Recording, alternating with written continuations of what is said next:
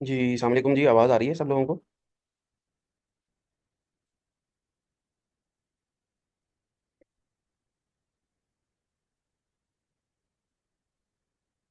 जी ठीक है जी। अच्छा, स्टार्ट करते हैं जी। बिलाल अज़हर मेरा नाम है, मोस्टली आप सब लोगों को आईडी ऑब्वियसली आपने इनरोल करवाया है। एडवांस टैक्सेशन जो है वो मैं पिछले, मेरे ख्याल में अब 14 ईयर्स शायद हो गए हैं। 2010 से मैंने स्टार्ट, 11 से सॉरी स्टार्ट किया था और फाइनल को ही पढ़ा रहा हूँ।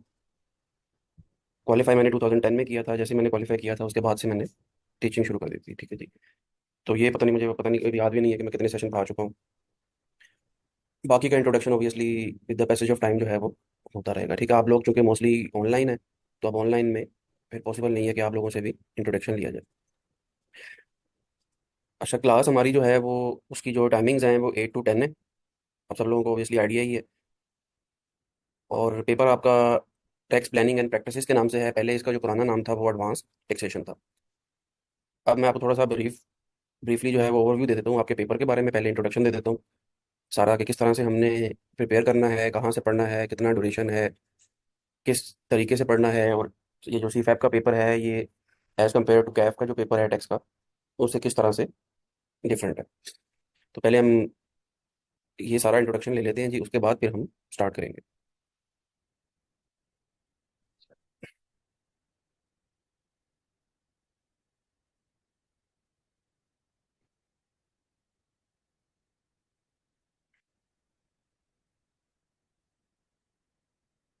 बेशक। रजिस्टर किस चीज़ का जी, रजिस्टर?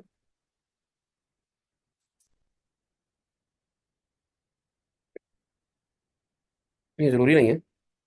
अच्छा, होता इस तरह से है कि जो एक्सप्लेनेशन होती है ना, वो मैं एक्सेल शीट पे करता हूँ। या समझ लें जिस तरह फिजिकल क्लास है तो उसमें एक वाइट बोर्ड होगा, बिल्कुल इसी तरह से ये ऑनलाइन क्लास में मेरे पास जो मीडियम है वो एक्सेल है। यानी एक्सेल को मैं एज अ वाइट बोर्ड के तौर पे यूज़ करता हूँ और एक्सेल में एक्सप्लेन करता हूँ। अच्छा, ये बात याद रखिएगा कि वो जो एक्सेल की शीट है ना, वो मैं फिर शेयर नहीं करता स्टूडेंट से, क्योंकि ऑब्वियसली क्योंकि वो पढ़ाते हुए क्या चीज़ जहन में आ गई वो मैंने एक्सप्लेन कर दी, लेकिन उसके बाद फिर जैसा कि मोस्टली स्टूडेंट्स की हैबिट है कि वो आखिरी दिनों में पढ़ते हैं, तो फिर वो इशू आ जाता है उसके अंदर ना। तो इस वजह से एक्सेल की शीट में जो चीज़ें मैं एक्सप्लेन करूंगा वो मैं आप लोगों से शेयर नहीं करूंगा, वो एक्सेल की शीट। ठीक है, तो उस पर फिर जो चीज़ें मैं लिख रहा हूँ वो आप अगर नोट करना चाहते हैं आप नोट कर लें। ठीक है, लाइव क्लास के दौरान नोट करना चाह रहे हैं साथ साथ नोट कर लें। रिकॉर्डिंग सुन रहे हैं अगर आप, तो आप रिकॉर्डिंग में भी ऑब्वियसली सुन सकते हैं। या अगर आप लाइव क्लास में ही मैं नहीं बना सके नोट, तो रिकॉर्डिंग ऑब्वियसली आपके पास अवेलेबल होती है। आप उसमें पॉज करके नोट्स वगैरह अपने बना सकते हैं। तो ये सारी चीज़ें मैं आपको भी एक्सप्लेन करता हूँ, फिर एक सेकंड से मुझे देते हैं।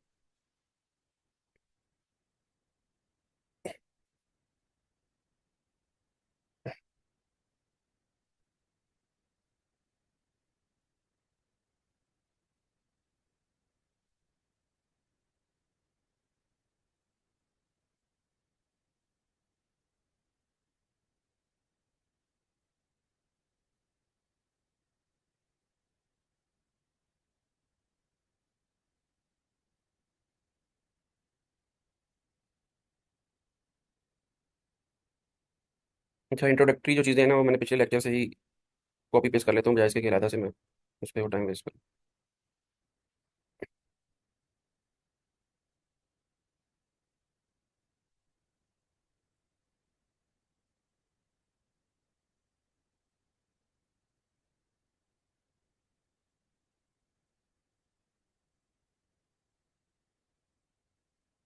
अच्छा, स्टार्ट करते हैं जी। सबसे पहले मैं आपको ना ओवरव्यू दे रहा हूँ आपके सिलेबस के बारे में, कि आपके सिलेबस में क्या क्या चीज़ें हैं और उसको हमने किस तरह से कवर करना है।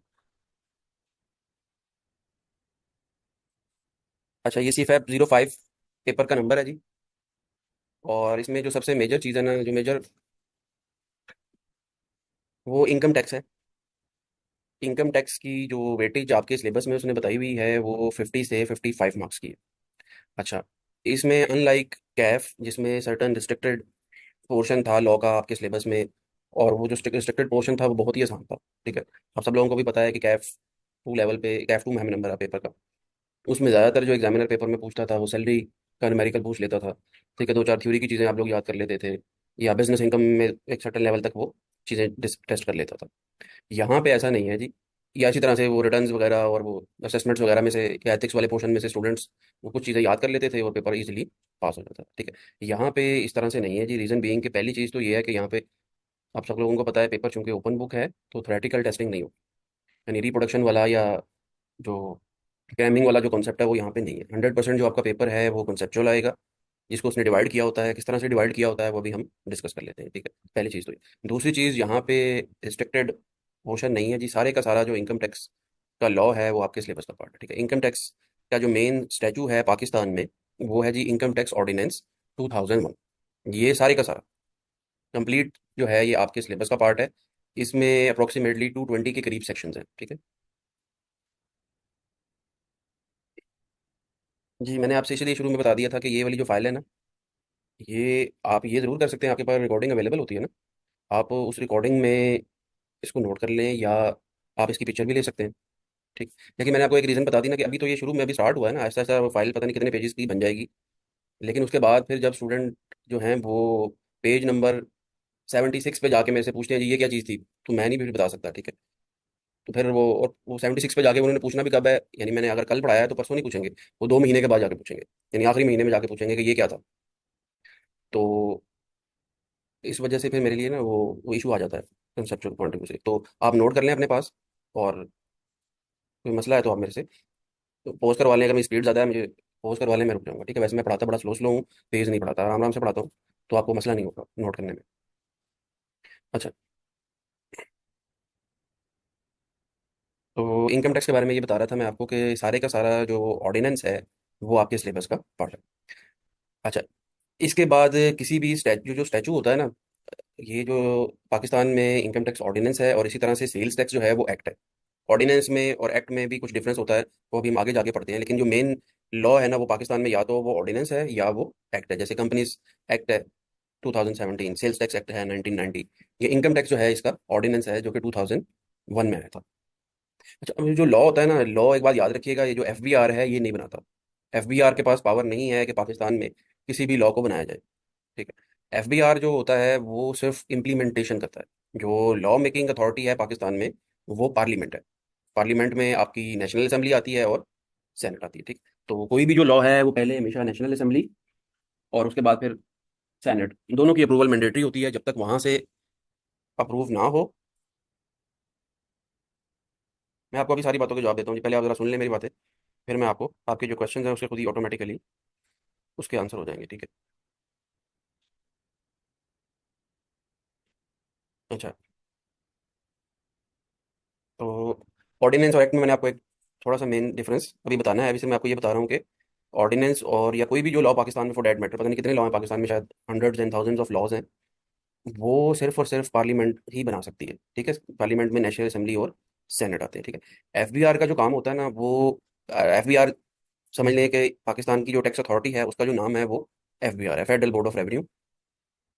और लॉ में उसके लिए जो वर्ड यूज़ हुआ है ना वो बोर्ड का हुआ है, एफबीआर का वर्ड नहीं यूज़ हुआ। जब आप अपना लॉ पढ़ेंगे तो वहाँ पे बोर्ड का वर्ड यूज़ हुआ है, तो बोर्ड का वर्ड जहाँ भी यूज़ हुआ है उसका मतलब है कि वो एफबीआर है। तो एफबीआर ने उस लॉ की इंप्लीमेंटेशन करनी होती है, और फिर एफबीआर ने क्या करना होता है वो मैं आपको भी आगे जाके आहिस्ता आहिस्ता आज एक्सप्लेन करता हूँ। अच्छा, अब जो लॉ होता है ना वो लॉ में, यानी स्टोरी टेलिंग नहीं हो सकती लॉ के अंदर, यानी इसमें कहानियां नहीं बताई जा सकती। लॉ में तो उसने एग्जैक्ट टू द पॉइंट जो है वो एक बात कर देनी है। मिसाल के तौर पे उसने लॉ में लिख दिया कि रिटर्न किस किस बंदे ने फाइल करनी है, किस डेट पे फाइल करनी है, किस किस ने रिटर्न फाइल नहीं करनी, ठीक है, ड्यू डेट क्या है रिटर्न की, एंड सो ऑन, इस तरह की चीज़ें लिख दी। लेकिन अब रिटर्न को फाइल करने का प्रोसीजर क्या है, किस तरह से वो एफबीआर के पोर्टल पे जाके फाइल होगी, कौन कौन से डॉक्यूमेंट्स उसके साथ अटैच होंगे, वो कौन सा फॉर्म होगा जिस फॉर्म के अंदर, जिस फॉर्म को आपने फिल करना है तो रिटर्न फाइल होगी, वो फॉर्म डेवलप किस तरह से होगा, वो किस, उसका एक स्पेसिमेन क्या होगा, ठीक है। या अपील्स की अगर मैं बात कर लूँ तो अपील, लॉ में उसने लिख दिया अपील कैसे होनी है, यानी कितने दिनों में होनी है, कौन कर सकता है, किस इशू पे कर सकता है, एंड सो ऑन। वहाँ पे लॉ में तो मेन चीज़ें लिख दी। लेकिन अपील के फाइल करने का प्रोसीजर, कौन कौन से डॉक्यूमेंट सबमिट होने हैं, कौन कौन सी अंडरटेकिंग जानी है, कौन कौन सा एफिडेविट वगैरह लगना है या नहीं लगना, एंड सो ऑन, इस तरह की जो सारी की सारी चीज़ें होती हैं ना वो फिर एक्सप्लेन की जाती हैं थ्रू रूल्स, ठीक है। इसीलिए इनकम टैक्स में भी आप देखेंगे कि इनकम टैक्स के रूल्स हैं, और सेल्स टैक्स में भी ये देखें सेल्स टैक्स के रूल्स हैं, ठीक है। तो ये बात आपने याद रखनी है यहीं से कि ऑर्डिनेंस या एक्ट जो होता है वो मेन स्टैचू होता है, मेन लॉ होता है। और जहाँ पे भी वेर एवर रिक्वायर्ड कवर्ड है लॉ में, यानी ज़रूरी नहीं है कि हर केस में वो जो है वो एक्सप्लेन कर दे रूल्स के अंदर जाके, जहाँ पे रिक्वायर्ड होगा, जहाँ पे उसके ख्याल में वैसे रिकॉर्ड के बारे में लॉ में लिखा हुआ है कि 6 ईयर्स के लिए टैक्स पेयर ने रिकॉर्ड मेंटेन करना है। लेकिन वो कौन कौन सा सैलरी वाले बंदे ने कौन कौन सा रिकॉर्ड रखना है, जिसकी इनकम फ्रॉम बिजनेस है उसने कौन कौन सा रिकॉर्ड रखना है, कैश बुक रखनी है, मेमो रखना है, वाउचर रखने हैं, लेजर, क्या क्या चीज़ें मेंटेन करनी है। अब ये वाली चीज़ें वो लॉ में नहीं लिखेगा। ठीक है, ये वाली जो चीज़ें होती हैं ये रूल्स में जाके एक्सप्लेन की जाती है, तो ये डिफरेंस है। और एक बात और आपने यहाँ से याद रखनी है कि जो रूल्स होते हैं वो हमेशा सब सर्विएंट होते हैं एक्ट के, या स्टैचू के समझ लें। मतलब ये हुआ कि ऐसा नहीं हो सकता कि जो मेन लॉ है आपका उसमें कुछ और चीज़ लिखी हो और रूल्स में कुछ और चीज़ लिख दी हुई हो। ठीक है, रूल्स हमेशा जो चीज़ें मेन लॉ में लिखी गई होती हैं उसकी एक्सप्लेनेशन होते हैं। और अगर कोई ऐसी पोजीशन आ जाए, ऐसी सिचुएशन आ जाए किसी भी लॉ के बारे में, सिर्फ टैक्स के बारे में नहीं, सारे लॉज के बारे में ये है, तो हमेशा ये बात यानी कॉन्ट्राडिक्शन आ जाए, रूल्स में कुछ लिखा हो, एक्ट में कुछ लिखा हो, तो फिर हमेशा जो एक्ट की प्रोविजंस होती हैं ना वो रूल्स की प्रोविजन को ओवरराइड कर देती हैं। उसके पीछे मैंने आपको लॉजिक बता दी कि रूल्स जो हैं ये एफबीआर इशू करता है, ये एक्सप्लेनेशन जो है ये एफबीआर, ये पार्लियामेंट नहीं करता। यानी अब पार्लियामेंट का ये काम नहीं है कि भाई सैली वाले ने कौन कौन सा रिकॉर्ड रखना है वो बताएं उधर बैठ के उसके ऊपर बहस करें। खैर हमारे यहाँ तो आपको पता है कि पार्लियामेंट का लेवल ही कुछ और है। एक जो प्रॉपर पार्लियामेंट होती है, नेशनल असेंबली और सेनेट, जिसमें लोग बैठते हैं इलेक्टेड, उनका ये काम थोड़ी होता है कि वो सैलरी के डॉक्यूमेंट्स बताएं कौन कौन से रखने हैं, या अपील का तरीकाकार बताएं, या रिटर्न बताएं जी कि रिटर्न किस फॉर्म में अपलोड होगी। तो रूल्स जो होते हैं वो एफबीआर बनाता है। ठीक है, वो लॉ नहीं होता। जबकि जो स्टैचू जिसे ऑर्डिनेंस या एक्ट कहते हैं वो 1 साल का फर्क है ना यार, वो तो आता रहता है। वो जो है वो एफबीआर इशू करता है। ठीक है जी। इनकम टैक्स ऑर्डिनेंस जो है ये 2001 में आया था, लेकिन 2001 में भी इमीडिएटली एप्लीकेबल नहीं हो गया था। ठीक है, 2001 में आया था और मुझे अच्छी तरह से याद है, मैं उस वक्त सीए इंटर होता था। तो मैं, ये शायद 2004 की बात है, या हमें तीन की एग्जैक्ट मुझे याद नहीं है, हमें 4 की बात होगी शायद। तो उसमें वो मॉड्यूलर लेवल था, मॉड्यूल सी में पहली दफ़ा आई कैप ने जो 2001 के तहत जो पेपर लिया था ना वो 2004 में लिया था। तो ऐसा नहीं था कि 2001 में, वो मेरे वाली अटेम्प्ट में ही था, पहला पहला पेपर जो था 2001 का वो, उसमें मैं अपीयर हुआ था। यानी जानने का आपको पर्पज़ ये है कि ये नहीं था कि 2001 में जो लॉ आया है वो एक में इंप्लीमेंट हो गया है। 2001 से पहले 1979 का लॉ था, तो वो एक सर्टेन टाइम के लिए 2-3 साल उसके बाद भी चलता रहा है। ऐसा थोड़ी होता कि लॉ आ जाए और इमीडिएटली वो इन्फोर्सेबल हो जाए। ठीक है, तो उस पर थोड़ा सा टाइम लगता है। इसी तरह पहले लॉ आया, जब लॉ आया तो उसके बाद फिर एफबीआर ने देखा कि इस लॉ की जहाँ जहाँ पे भी एक्सप्लेनेशन रिक्वायर्ड है वो वो जो है वो रूल्स में जाके बताई जाती है। ठीक है, तो वो रूल्स फिर बाद में आ जाते हैं। ठीक है। अच्छा, फर्स्ट से पास हो गया कि नहीं हो गया था, ये थोड़े इस तरह की बातें थी, वैसे तो हो ही गया था पास। अच्छा। अच्छा, आगे चलते हैं जी। तो अच्छा, इसी तरह से ये जो रूल्स हैं ये आपके लॉ में तकरीबन 250 प्लस हैं। यानी 250 के करीब रूल्स हैं जो लॉ में उन्होंने दिए हुए हैं। ये भी सारे के सारे आपके सिलेबस का पार्ट है। और इसके बाद उसने आपके सिलेबस में लिख दिया है कि भाई जितने भी रेलिवेंट एसआरओज हैं एंड सर्कुलर्स हैं। एसआरओ क्या होता है, सर्कुलर क्या होता है, ये भी अभी हम पढ़ते हैं। लेकिन अभी फॉर द टाइम बिंग सिर्फ सिलेबस की एक्सटेंट तक क्योंकि हम डिस्कशन कर रहे हैं, तो जितने भी एसआरओज और सर्कुलर हैं वो भी सारे के सारे आपके सिलेबस का पार्ट है। अच्छा, अब इसके अंदर इशू ये है कि आप अगर जाएंगे, देखिए मैं आपको अब एक साथ साथ बताता भी जाता हूँ जी।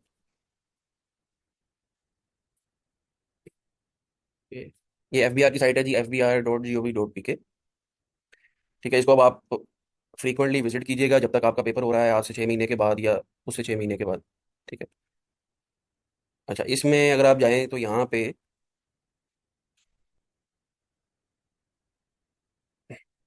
ये नीचे अगर आप जाएंगे ना, लीगल रिसोर्सेज स्लैश पब्लिकेशंस, इसमें ना जितने भी एक्ट्स हैं टैक्स से रिलेटेड पाकिस्तान में, जितने भी ऑर्डिनेंसेज हैं, रूल्स हैं, एसआरओज हैं या नोटिफिकेशन हैं या सर्कुलर्स हैं वो अवेलेबल हैं। ठीक है, तो कोई भी सर्कुलर या नोटिफिकेशन आपको कभी भी प्रैक्टिकली अगर चाहिए हो फ्यूचर में या अभी, तो आप यहाँ से ले सकते हैं। ठीक है, ये इनमें फ़र्क क्या है, ये क्या होते हैं, वो ऑब्वियसली हमने पढ़ना है। ठीक है, जैसे ये देखें, ये मैं आपको एग्जांपल देता हूँ, एसआरओ या नोटिफिकेशन। ये देखें, इसमें इनकम टैक्स के एसआरओज हैं, मैं सेल्स टैक्स के एसआरओ पे अगर क्लिक कर लूँ तो ये आप देख लें, ये कितने एसआरओ हैं। ये 2024 में ही मेरे ख्याल में 9 10 एसआरओ सिर्फ 2024 में आ चुके हैं। ठीक है, और अगर आप इसके बॉटम पे चले जाएं तो ये कितने हैं जी, ये पता नहीं, ये टोटल 1471 एंट्रीज हैं इसके अंदर। मतलब 1471, 1471 एसआरओज हैं जो यहाँ पे दिए हुए हैं। और ये एसआरओज कब तक के हैं ये भी अगर हम देखें इसके अंदर, तो आखिरी एसआरओ जो है वो है जी 1977 का।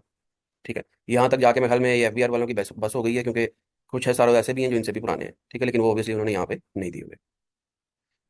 अच्छा, तो अब आपका क्वेश्चन ये हो सकता है कि भाई ये इतने सारे एसआरओ हम कहाँ से पढ़ेंगे, ये 1470 एसआरओ जो है क्या यही पढ़ेंगे बस? ये तो फिर ये 4 महीने का हमारे पास या 5 महीने का टाइम है, इसमें तो हम यही पढ़ते रहेंगे, ठीक है। अच्छा, आई कैप ने अपने सिलेबस में ऐसा कुछ नहीं लिखा हुआ कि सिर्फ ये सिलेक्टेड एसआरओ जो हैं वो आपने पढ़ने हैं, या ये सिलेक्टेड सर्कुलर जो हैं ये आपने पढ़ने हैं, ठीक है। इसके लिए फिर आपके पेपर के पॉइंट ऑफ व्यू से रूल्स आपने याद रखने हैं। रूल्स ये हैं जी कि कुछ एसआरओज या कुछ सर्कुलर्स ऐसे होते हैं, बल्कि मोस्टली एसआरओज और सर्कुलर्स ऐसे होते हैं जो स्पेसिफिक लोगों के लिए होते हैं। जैसे मैं आपको एग्जाम्पल देता हूँ।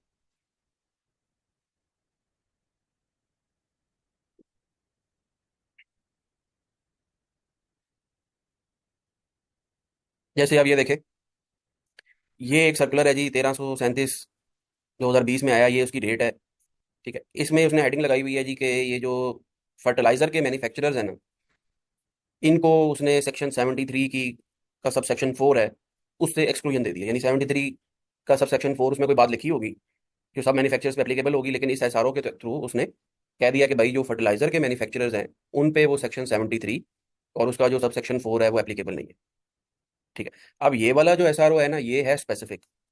ये जो स्पेसिफिक एसआरओ है ये उस एक्सटेंट तक तो आपके लिए रेलिवेंट है जिस एक्सटेंट तक आप इस फर्टिलाइजर सेक्टर में जॉब कर रहे हैं, या इस फर्टिलाइजर सेक्टर के आप कंसल्टेंट हैं, आप सीए की फर्म में हैं, टैक्स डिपार्टमेंट में हैं, और वहाँ पे कोई फर्टिलाइजर सेक्टर का जो क्लाइंट है वो आपके पास आ गया है, या आप उस क्लाइंट पे आप या उस सेक्टर में आप जॉब कर रहे हैं, ठीक है। लेकिन आई कैप के पॉइंट ऑफ व्यू से ये इंपॉर्टेंट नहीं है, ठीक है। आई कैप का ज़्यादातर जो एम्फोसिस है वो उन एसआरओज या उन सर्कुलर्स के ऊपर है जो जर्नल है। जर्नल का मतलब कि उसमें जो प्रोविजंस हैं वो सभी पे एप्लीकेबल है, ठीक है।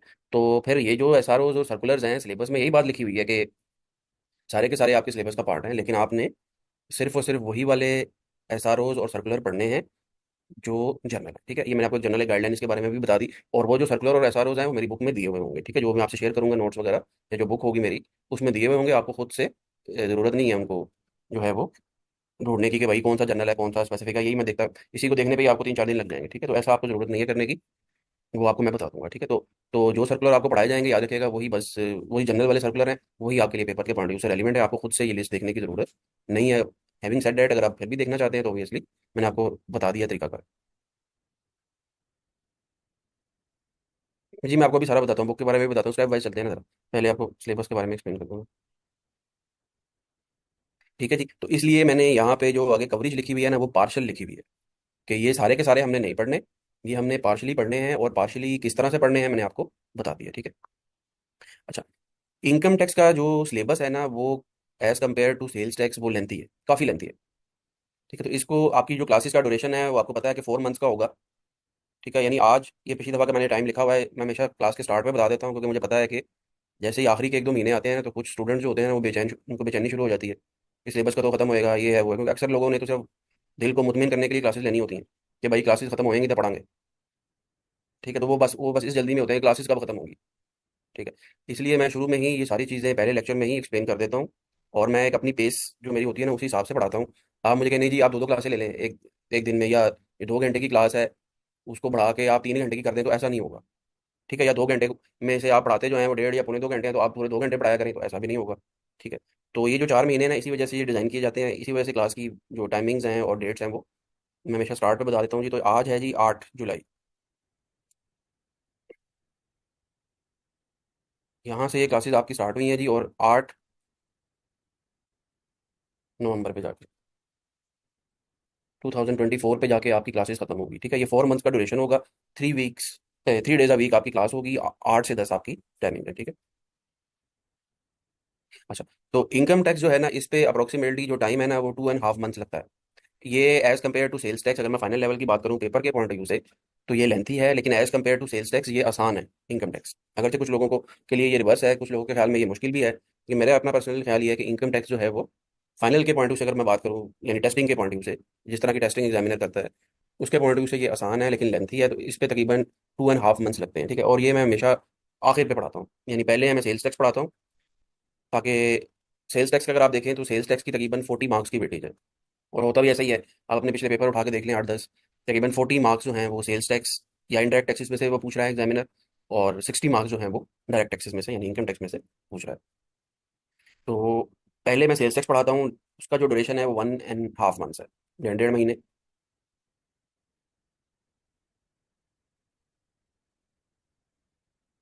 जी, वो जो आपने एसआरओ की जिक्र कर रहे हैं हमजा, मैंने आप सॉरी आपका क्वेश्चन अभी पढ़ा है जी, वो जब हम रेलिवेंट सब्जेक्ट पे आएंगे तो फिर मैं आपको एक्सप्लेन करूंगा, ठीक है।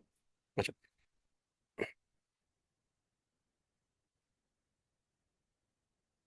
तो सेल्स टैक्स या इनडायरेक्ट टैक्सेस की तरफ अगर मैं आ जाऊं, तो इसमें आपका जो मेन लॉ है जी वो सेल्स टैक्स एक्ट 1990 है। ये गुड्स के ऊपर है। दो चीज़ें हैं, एक हैं आपकी गुड्स और एक है आपकी सर्विसेज। जैसे मैं आपकी फर्म की अगर एग्जांपल ले लूँ, तो आपकी जो फर्म है वो सर्विस प्रोवाइडर है, यानी वो ऑडिट की सर्विसेज देती है, वो टैक्स की सर्विसेज देती है, या कंसल्टेंसी की सर्विसेज देती है। तो अब उन सर्विसेज और सर्विसेज देने के बाद क्लाइंट को एक इनवाइस कर देती है। तो वो जो सर्विसेज की इनवाइस है, क्या उसके ऊपर सेल्स टैक्स एक्ट लगेगा जी? 1919 नहीं लगेगा, ठीक है। क्योंकि सर्विसेज के ऊपर अलहदा से सेल्स टैक्स है, जिसे कहते हैं provincial sales tax on services, ठीक है जी। तो ये बात याद रखनी है कि सेल्स टैक्स एक्ट 1990 जो मोस्टली आप लोगों ने कैफ लेवल पे भी पढ़ा होगा बेसिक सा, ठीक है, वो सिर्फ और सिर्फ गुड्स के ऊपर एप्लीकेबल है। गुड्स का मतलब कि एक मैन्युफैक्चरर है गुड्स का, फॉर एग्जांपल एक केमिकल का मैन्युफैक्चरर है या एक ट्रेडर है जो ट्रेडिंग करता है, जैसे ये होल सेलर्स हैं या रिटेलर्स हैं या शॉपकीपर जैसे फॉर एग्जांपल। तो वो जो चीज़ें बेच रहे हैं वो गुड्स में आएंगी और उनके ऊपर जो सेल्स टैक्स की चार्जेबिलिटी है वो ये सेल्स टैक्स एक्ट 1990 में होगी, ठीक है।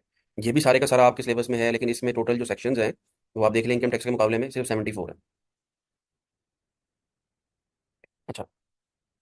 इसी तरह से यहाँ पे भी सेल्स टैक्स के रूल्स हैं 2006। ये ये टाइम इसमें काफ़ी ज़्यादा गैप है टाइम का। ये ऑब्वियसली 2006 में जाके एफबीआर ने मुनासिब समझा कि भाई ये सेल्स टैक्स में जो प्रोविजंस आ रही है ना, इनको भी एक्सप्लेनेशन कर देते हैं इनकी भी, ठीक है। तो वो 2006 में जाके उन्होंने रूल्स बना दिए।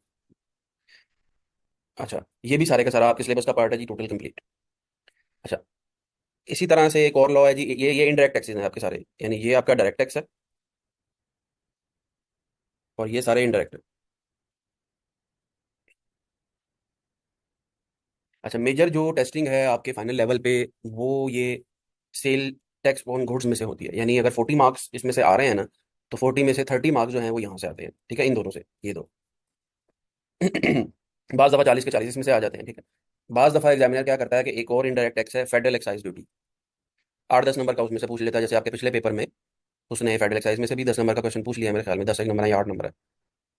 तो ये भी आपके सिलेबस में है। यहाँ इसमें जो डिफरेंस है सेल्स टैक्स के मुकाबले में, वो ये है कि जो फेडरल एक्साइज ड्यूटी है वो सिलेक्टिव सेक्शंस आपके सिलेबस में सिर्फ 18 सेक्शंस हैं। पहले जो 18 सेक्शंस हैं वो आपके सिलेबस का पार्ट है, इसके अलावा जो बाकी के सेक्शंस हैं वो आपके सिलेबस का पार्ट नहीं, ठीक है। पहले क्या होता था कि पहले ये जो फेडरल एक्साइज ड्यूटी वाला पोर्शन है, ये अलहदा से आपके सिलेबस में इसकी वेटेज होती थी 10 मार्क्स की, मेरे ख्याल में। जब अलहदा से वेटेज होती थी तो फिर एग्जामिनर के लिए मैंडेटरी था कि एग्जामिनर इस एरिया में से पेपर में लाजमी पूछता था। फिर हिस्टोरिकली ये आई कैप ने शायद आपके समझ लें फैसिलिटेट किया स्टूडेंट को कि इस एरिया में ना स्टूडेंट की परफॉर्मेंस बहुत ही ज़्यादा वीक थी। यानी इवन जब बल्कि जब आपका पेपर ओपन बुक हो गया ना, तो ओपन बुक के बाद इस एरिया में से एग्जामिनर थ्योरी थ्योरेटिकली तो पूछ नहीं सकता था। पहले इसमें से थ्योरेटिकली पूछता था। जब थ्योरेटिकली पूछता था तो 18 सेक्शंस थे। बच्चे जो हैं वो क्रैमिंग करके रटे मार के चले जाते थे, पेपर में जवाब दे देते थे थ्योरी का। जब वो पेपर ओपन बुक हुआ ना, आज से कुछ 4-5 साल पहले, तो अब यहाँ से वो जब थ्योरेटिकली नहीं टेस्ट कर सकता था, उसने यहाँ से न्यूमेरिकल बनाना शुरू कर दिया। तो फिर न्यूमेरिकल बच्चों से नहीं होता था इसमें, यानी इसमें ऐसी ऐसी अटेम्प्ट्स भी आई हैं जिसमें 1%, यानी 100 में से एक बच्चा पास हुआ, 2%, 3%, मैक्सिमम इससे ज़्यादा ऊपर जाती नहीं थी रेशो। तो फिर आई कैप ने इसके ऊपर डिस्कशन भी की डिफरेंट टीचर्स वगैरह से, और फिर एक रिकमेंडेशन ये आई जिसकी वजह से ऑब्वियसली स्टूडेंट का जो पासिंग रेट था वो ऑब्वियसली गिर जाता था, क्योंकि इसमें से क्वेश्चन भी लाजमी आता था और पासिंग परसेंटेज भी ना होने के बराबर थी, यानी किसी को भी नहीं आता था क्वेश्चन। तो वो 10-12 नंबर जो थे वो तो वैसे ही निकल जाते थे पेपर में। नहीं, 100 नंबर का अगर पेपर है तो 100 में से 90 पीछे बचे, तो ऑब्वियसली पासिंग परसेंटेज पे। तो फिर उन्होंने एक ये काम ये किया है कि इसको ना आप कंबाइन कर दिया है सेल्स टैक्स के साथ ही। तो अब इसमें एग्जामिनर की मर्जी होती है। पिछली अटेम्प्ट में मैं जैसे आपको बताया कि उसने इसमें से क्वेश्चन पूछ लिया है, उससे पहले के जो 2-3 पेपर हैं उसमें नहीं पूछा। तो अब ये बस एक फर्क पड़ा, ठीक है। बहरहाल ये मुश्किल नहीं है, आसान है। आसान है। ये नहीं है कि मैं जब अभी आपको बताया कि 1% या 2% परसेंटेज थी तो पता नहीं क्या चीज़ है, ये आसान सा है ये, प्रोवाइडेड के एलिमेंट जो कॉन्सेप्ट्स हैं वो आपने अच्छी तरह से पढ़ लिए, ये अंडरस्टैंड कर लिया। अच्छा, इसके बाद एक जो तीसरा एरिया है ना इसके अंदर, वो है जी provincial sales tax on services, जैसे मैंने आपको पहले बताया। अच्छा सॉरी, इससे पहले इसी तरह से ये इधर लिखते हैं।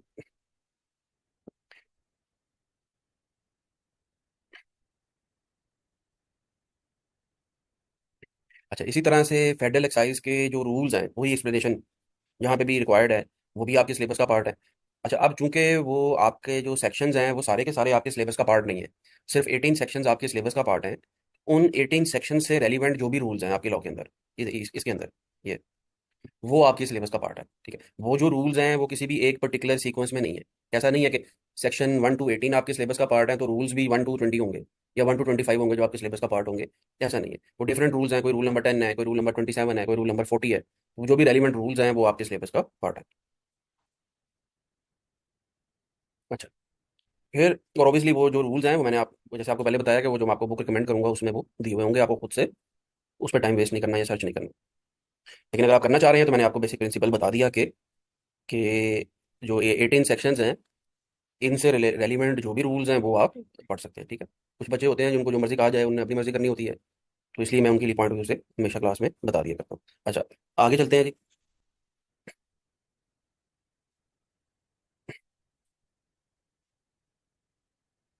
जी, रेस्टोरेंट में जब आप खाना खाते हैं ना, ये क्वेश्चन आप बाद में अगर पूछ लें तो ज़्यादा बेहतर है, पर अभी मैं सिर्फ तो जो फूड है ना उसको उन्होंने एफबीआर ने भी और ये जो प्रोविंशियल लॉज वाले हैं ना, इन्होंने आपस में मिलके एक कंसेंसस कर लिया हुआ है कि जो फूड है वो गुड्स में नहीं आता, वो सर्विसेज में आता है। इसीलिए आपने देखा होगा जब आप खाना खाते हैं तो जो होटल वाले आपको जो बिल देते हैं उसके ऊपर वो सर्विसेज वाला सेल्स टैक्स चार्ज करते हैं। ठीक है, गुड्स वाला नहीं करते। अब फूड क्यों सर्विसेज में आएगा वो एक अलग एक टॉपिक है। ठीक है, वो जब हम पढ़ेंगे तो फिर उसमें मैं आपको एक्सप्लेन कर दूंगा। ठीक है जी।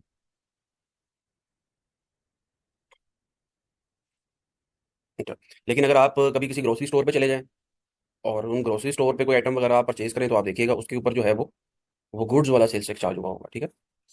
अच्छा, तो फिर इसके बाद एक आखिरी जो चीज़ आपकी सिलेबस में है जी वो प्रोविंशियल सेल्स टैक्स है ऑन सर्विसेज। अब हमारे 4 सूबे हैं जी, तो चारों सूबों में प्रोविंशियल लॉ है। ठीक है, प्रैक्टिकली अगर देखा जाए तो वो चारों जो लॉज हैं ना वो पूरा पूरे लॉज हैं वो इवन ये इससे भी बड़े हैं। नहीं, पंजाब में पंजाब सेल्स टैक्स है। एक सेकंड में आपको अगर दिखा दूँ, सिर्फ सरसरी सा दिखाने लगा हूँ जी, एक्सप्लेनेशन ऑब्वियसली बाद में।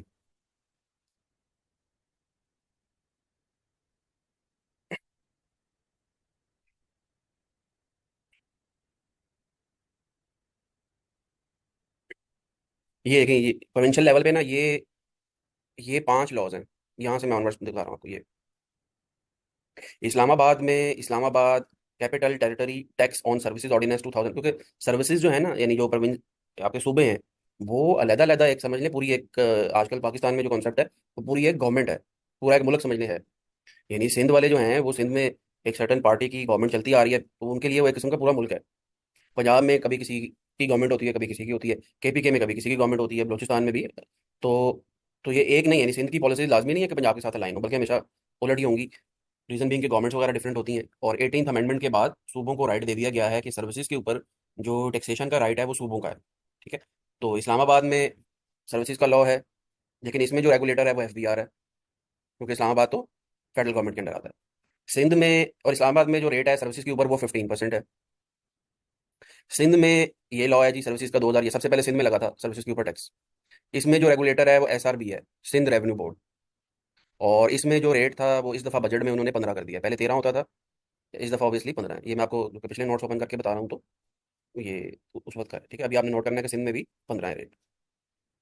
पंजाब में पीआरए है जी रेगुलेटर, यहाँ पे 16% रेट है सर्विसेज के ऊपर जो स्टैंडर्ड है। अभी किसी ने रेस्टोरेंट की बात की तो ये चूंकि ज़्यादातर लोगों को पता होगी इसलिए मैं बता रहा हूँ। तो आपने ऑब्जर्व किया होगा कि अगर आप किसी भी रेस्टोरेंट से खाना खा रहे हैं, अगर वो आपको बिल देता है तो उस पर कभी ऑब्जर्व कीजिएगा उसने आपको 16% चार्ज किया होता है। हाँ, पंजाब के लॉ में ये एक प्रोविजन है कि अगर आप पेमेंट जो है वो कार्ड के थ्रू करेंगे तो फिर जो रेट है वो 16 से कम हो जाता है। 16 से कम होकर कितना हो जाता है जी? पंजाब में भी ये लॉ है, इस्लामाबाद में भी है, 5 हो जाता है। ठीक है, तो ये काम तो आप सब लोग करते हैं ना फर्मों में, आप शुबे तो खाते हैं टका के, तो आप सबको पता होगा मोस्टली। ठीक है, ये फर्मों में ना भी करते हो तो आजकल जो है वो चले छोड़े इस चीज़ों में। तो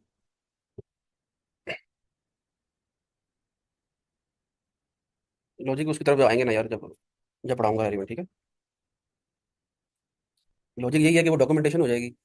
खुद से सोचें ना कभी कोई चीज़, कि आप अपने बारे में खुद से सोचें कि आप एक बंदे को कैश में पे करें या एक बंदे को अपने चेक के थ्रू पेमेंट करें या अपने बैंक के क्रेडिट कार्ड के थ्रू पेमेंट करें। कल को अगर एक बंदे ने आपको पकड़ना हो तो कौन सी वाली ट्रांजेक्शन में आपको पकड़ सकता है अगर आपने 2 नंबर किया है, खुदा ना खास्ता। खुद सोच के बताएं, बताएं जी। हाँ, तो फिर यही लॉजिक है। ठीक है, सारी लॉजिक ऑब्वियसली क्लास में पॉसिबल नहीं होगा एक्सप्लेन करना, कुछ के केसेस में आपको खुद से भी सोचना होगा। ठीक है, अच्छा, इसी तरह से एक एपीके है जी और इसी तरह से बलोचिस्तान है। तो यहाँ पे ये स्टैंडर्ड रेट है सर्विसेज के, इन सब में रेट्स अभी भी यही है। मैंने आपको बताया एसआरबी में जो है वो 13 से 15 हो गया रेट, ये आपने याद रखना है। जबकि एफबीआर में जब आप गुड्स बेचते हैं तो गुड्स की सेल के ऊपर जो रेट है वो कितना है जी, बताएं। यहाँ पे कितना रेट है? 18% है, ठीक है। अच्छा, तो ये 5 लॉज हैं जी। और अगर प्रैक्टिकली देखा जाए तो ये बड़े लेंथी लॉज हैं। पूरे पूरे इनके जिस तरह सेल्स टैक्स का है ना, बिल्कुल इसी तरह यहाँ पे भी है कि इनके भी पहले एक्ट है, फिर उसके रूल्स हैं, फिर एसआरओज आए हुए हैं, फिर सर्कुलर आए हुए हैं बेतहाशा। पंजाब में भी ऐसा ही है, एसआरबी में भी ऐसा ही है। लेकिन ये इसके बारे में आपके सिलेबस में ये बात लिखी हुई है कि इन पांचों के पांचों लॉज में जो कॉमन प्रोविजंस हैं, एक तो पहली चीज़ कि ये पांचों के पांचों जो लॉज हैं इनके जो एक्ट हैं सिर्फ वही आपके सिलेबस का पार्ट है, ठीक है। यानी ये वाले जो एक्ट्स हैं ना सिर्फ ये आपके सिलेबस का पार्ट है। इन एक्ट्स के अलावा अगर कोई रूल्स हैं जो कि सब में हैं, या एसआरओज हैं या सर्कुलर हैं, तो वो आपके सिलेबस का पार्ट नहीं है, पहली चीज़। और दूसरी चीज़ उसने एक और बात बता दी कि इन पांचों के पांचों लॉज में जो कॉमन प्रोविजंस हैं, देखिए ना, अब आई कैप का जो पेपर होगा वो तो पूरे पाकिस्तान में एक ही होगा ना। तो ये एक बड़ा ऑड सी सिचुएशन पैदा हो जाएगी कि आई कैप जो है वो पूरे पाकिस्तान में पेपर हो रहा है, क्वेटा वाले बच्चे से कहे जी कि पीआरए के लॉ में जो वो प्रोविजन लिखी है ना वो बताओ, ठीक है। या पंजाब वाले बंदे को कहे कि एसआरबी में जो वो वाली प्रोविजन थी वो एक्सप्लेन करो, या उसका न्यूमेरिकल पूछ ले, ठीक है। तो ऐसी सिचुएशन को अवॉइड करने के लिए उन्होंने लॉ में एक सिंपल सिलेबस में, सॉरी, सिंपल सा रूल बना दिया है, और आई कैप इसी को फॉलो कर रहा है, ठीक है, जब से ये आपके सिलेबस में आया है। तो एक आधी अटेम्प्ट में ऐसा हुआ था कि उसने एक पर्टिकुलर लॉ में से पूछ लिया, लेकिन फिर जब आई कैप ऑब्वियसली जब पेपर होता है ना तो उसके बाद फिर वो स्टेक होल्डर से कमेंट्स लेता है उसके बाद, और वो ऑब्वियसली इंप्रूवमेंट होती है उसके अंदर, जो सजेशंस दी जाती हैं उसकी बेस पे। तो उसके बाद से मैं ख्याल में जब से आपका पेपर ओपन बुक हुआ है ना, आई कैप इसी लॉ को ही फॉलो कर रहा है कि इन सारे के सारे प्रोविंशियल लॉज में जो कॉमन प्रोविजंस हैं वो ज़्यादा नहीं है, 10 12 15 हैं बस, बट दैट्स इट। उनमें से ही सिर्फ पेपर में टेस्ट करता है, ठीक है। और मैक्सिमम इन लॉज में जो टेस्टिंग हो रही है वो 3 4 5 नंबर की मैक्सिमम, बाज़ दफ़ा तो होती नहीं है। ऐसे अटेम्प्ट भी आपको मिलेंगे जिसमें से मैंने आपको जैसे पहले बताया था कि सारे की सारी जो टेस्टिंग है वो, एक सेकंड, सारी की सारी जो टेस्टिंग है वो ये सेल्स टैक्स एक्ट में से हो गई है यहाँ से, ठीक है। या जैसे मैंने बताया कि एक आधा क्वेश्चन बाज़ दफ़ा वो यहाँ से भी पूछ लेता है। और बाज़ सिचुएशन में इन एरियाज में से ये जो आखिरी वाला है, इनमें से 3 4 नंबर का पेपर में ये दो दो एक नंबर का पूछ लेता है, ठीक है जी। जी जी। जो गुड्स हैं, गुड्स की के ऊपर पूरे पाकिस्तान में एक ही रूल है, 18% टैक्स लगेगा और वो एफबीआर को जाएगा। एफबीआर जो है वो पूरे पाकिस्तान का रेगुलेटर है, फेडरल फेडरल लेवल पे ऑपरेट कर रहा है ना, इसलिए एफबीआर को फेडरल बोर्ड ऑफ रेवेन्यू कहते हैं। इसी तरह जो इनकम टैक्स का लॉ है वो पूरे पाकिस्तान में एप्लीकेबल है। लेकिन जो सर्विसेज हैं, जैसे मैंने आपको पहले बताया कि 18वीं तरमीम हुई थी, ये 2008 या 9 में मेरे ख्याल में, या 10 में हुई थी, जरदारी साहब के दौर में हुई थी, जिसमें उन्होंने, ओबियसली जरदारी साहब के सब लोग इकट्ठे मिलकर पाकिस्तान में, आपको पता है कि ये इस तरह की 2 नंबरियाँ करते हैं। उसमें उन्होंने सर्विसेज के ऊपर जो टैक्सेशन का राइट था वो प्रोविंसेस को दे दिया था, ठीक है। तो सर्विसेज के ऊपर अब फेडरल गवर्नमेंट टैक्स नहीं लगा सकता, जिस तरह एग्रीकल्चर इनकम है ना, तो अब एग्रीकल्चर इनकम के ऊपर, एग्रीकल्चर इनकम को टैक्स ना करने का सबसे जो मेन बहाना हमारे हुक्मरानों के पास है ना, वो यही है कि कॉन्स्टिट्यूशन में लिखा हुआ है कि एग्रीकल्चर इनकम के ऊपर फेडरल गवर्नमेंट टैक्स नहीं लगा सकती। वो कॉन्स्टिट्यूशन में डाल दिया इन्होंने। कॉन्स्टिट्यूशन बनाया कि इन्होंने, इन्हीं लोगों ने बनाया, इन्हीं ये लैंडलॉर्ड्स ने और फ्यूडल्स ने, और ये जो आपके पार्लियामेंटेरियंस हैं जो, सेकंड या खत्म हो गया।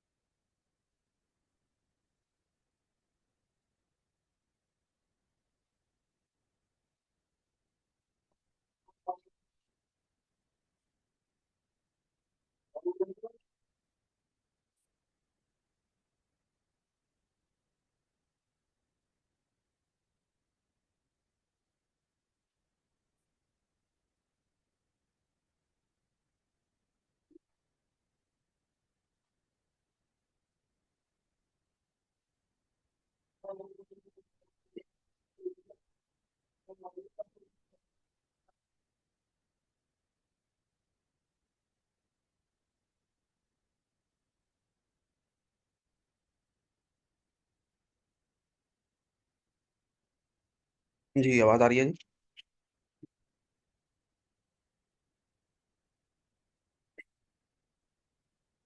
अच्छा आगे चलते हैं जी। तो सर्विसेज के बारे में मैंने आपको बता दिया। हाँ मैं ये बता रहा था कि जो एग्रीकल्चर इनकम है उसके ऊपर भी कॉन्स्टिट्यूशनली टैक्स की जो कलेक्शन का राइट है वो फेडरल गवर्नमेंट के पास नहीं है। तो इसलिए इनकम टैक्स में आपने आप सब लोगों को आइडिया होगा कि एग्रीकल्चर इनकम जो है वो एग्जाम्प्ट है। बिल्कुल इसी तरह सर्विसेज के बारे में है, ठीक है। तो ये पहले मैं सेल्स टैक्स पढ़ाता होता हूँ जी क्लास में। ये अभी ये मैं आपको एक ओवरव्यू दे दूंगा, तो उसके बाद आज से जो है वो या कल से हम सेल्स टैक्स स्टार्ट करेंगे। इसका जो टोटल ड्यूरेशन है 1.5 मंथ्स का है, और इसके ऊपर जो वेटेज है वो 35 से 40 मार्क्स की है, ठीक है। एक आखिरी पोर्शन भी आपके सिलेबस में है एथिक्स का। एथिक्स में 5 मार्क्स नॉर्मली वो टेस्ट करता है, 5 से 10 नंबर का उसने दिया हुआ है पेपर में, लेकिन जनरली 5 नंबर, बस एक आधी अटेम्प्ट में 6-7 नंबर का भी पूछ लिया, 8 नंबर का भी, लेकिन जनरली 5 मार्क्स का एग्जामिनर पेपर में टेस्ट करता है। इसमें जो आपके आई कैप के कोड ऑफ एथिक्स है ना, परटेनिंग टू टैक्सेशन प्रैक्टिसेस, सारे के सारे नहीं है, सिर्फ जो टैक्स प्रैक्टिसेस से रिलेटेड एथिकल एरियाज हैं, या जो फंडामेंटल प्रिंसिपल्स हैं ना एथिक्स के, integrity, objectivity, professional competence and due care and so on, इस तरह की जो चीज़ें हैं, वो आपके उसी में से जनरली एग्जामिनर पेपर में टेस्ट करता होता है, ठीक है। इसमें आप लोग मेरे से ज़्यादा एक्सपर्ट होंगे जी, क्योंकि ये एथिक्स का जो एरिया है ये ऑडिट में बड़ी डिटेल से है आपके सिलेबस में, मेरे में अकाउंटिंग में भी अब आ गया है, शायद लॉ में भी आ गया है। बहरहाल इससे रिलेटेड जिस जिस लेवल की आई कैप टेस्टिंग करता है, उससे रिलेटेड 8, 10, 15 के करीब क्वेश्चन जो हैं मैंने अपनी बुक में बनाए हुए हैं। वो क्वेश्चन अगर आप प्रिपेयर कर लें तो आपको एक जनरली आइडिया हो जाता है कि वो किस तरह से एग्जामिनर पेपर में टेस्ट करेगा। ये बुक भी आप पेपर में लेके जा सकते हैं, ठीक है। पेपर में लेने से मेरा आई कैप अवेलेबल करता है ऑनलाइन। तो तो हाँ, ये ऑब्वियसली आई कैप को इसको कंसिडर करना पड़ेगा कि क्या है कि वो जो हर सब्जेक्ट में उसने एथिक्स डाले हुए हैं, लेकिन प्रैक्टिकली जो है वो फॉलो ऑब्वियसली आई कैप की जो अपनी फर्म्स है वो नहीं करती। और इवन सॉरी टू से बाज़ केसेस में आई कैप के जो अपने स्टेक होल्डर, आई कैप के काउंसिल मेंबर्स हैं, वो भी नहीं करते। तो फिर बच्चों को पढ़ाते हैं बहरहाल वो कि ये फॉलो करें, ठीक है। अच्छा, तो ये है जी टोटल आपके 100 मार्क्स की वेटेज। आपका पेपर जो है वो ओपन बुक होगा। अब हम जरा किताब की बात कर लेते हैं जी। किताब आप खुद से कोई भी नहीं लेके जा सकते पेपर में, ठीक है। पहले ये ऑप्शन अवेलेबल था कि आई कैब ने लिख दिया था सिंपली कि कोई भी बेयर एक्ट आप पेपर में लेके जा सकते हैं, ठीक है। अब आई कैब ने रूल ये बनाया हुआ है जी कि आई कैब खुद से, दो चार ऑथर्स हैं, उनके जो बेयर एक्ट्स हैं वो खुद से अवेलेबल करता है पोर्टल पे, आपको एक्सेस देता है। आपको सिर्फ वही वाले जो बेयर एक्ट्स होंगे वो आप पेपर में यूज़ कर सकते हैं, ठीक है। सॉफ्ट कॉपी आपको अवेलेबल हो जाती है। पेपर आपको पता है कि आपका ऑनलाइन होता है ये वाला, और कंप्यूटराइज्ड है, यानी कि ऑनलाइन से। और बेयर एक्ट जो हैं वो भी ऑनलाइन अवेलेबल होते हैं। आई कैब नॉर्मली मेरे ख्याल में पेपर से 1 या 2 महीने पहले, मेरे ख्याल में, जब वो स्टूडेंट्स फी सबमिट करवा देते हैं ना किसी भी सब्जेक्ट की, तो फिर उससे उसके बाद वो अवेलेबल करता है वो जो बेयर एक्ट होता है, ठीक है, सॉफ्ट कॉपी में, ठीक है। उससे पहले आपने, उसका तरीकाकार क्या है, आपको कोई बुक वगैरह कोई बेयर एक्ट परचेज करने की जरूरत नहीं है, ठीक है। जो भी बेयर एक्ट होगा अपडेटेड, वो आपके पास आपसे मैं शेयर कर लूंगा, ठीक है। बल्कि मेरे ख्याल में इनकम टैक्स का तो एफबीआर की साइट पे भी आ गया है, मुझे किसी ने बताया था। एक बात और याद रखिएगा, टैक्स में चूंकि बहुत ज़्यादा फ्रीक्वेंट चेंजेस आती हैं, अभी पिछले महीने ही बजट आया है जिसमें बेतहाशा चेंजेस आई हैं, तो टैक्स में हमेशा अपडेटेड बुक्स को आपने पढ़ना है, ठीक है। क्योंकि बजट में किसी लॉ में एक वर्ड भी अगर ऊपर नीचे हो गया तो उससे सारी टैक्सेशन बदल जाती है, ठीक है। जब टैक्सेशन बदल जाएगी तो न्यूमेरिकल की कैलकुलेशन चेंज हो जाएगी, ठीक। इस वजह से पुरानी बुक हरगिज इस अटैम्प्ट में तो हरगिज भी यूज़ नहीं करनी। जो बजट के बाद वाली अटैम्प्ट होती है ना, उसमें हमेशा अपडेटेड बुक्स आपने यूज़ करनी है, ठीक है। तो जो बेयर एक्ट है, मैं देख लेता हूँ एफबीआर की साइट पे है या नहीं है।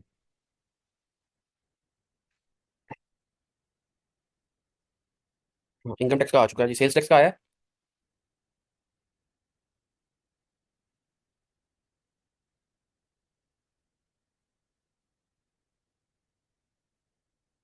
सेल्स टैक्स का नहीं आया अभी, ठीक है।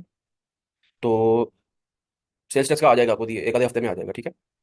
पढ़ना हमने अगर सेल्स टैक्स से है तो अभी फॉर द टाइम भी आप लोग क्या कीजिएगा, इनकम टैक्स का तो जो 30 जून 2024, यानी अभी जो पिछला बजट आया है ना, वो 29 या 30 को ही आया, फाइनेंस एक्ट अप्रूव हुआ है। तो उसके बाद उन्होंने इनकम टैक्स का ऑर्डिनेंस अपडेट कर दिया है ये।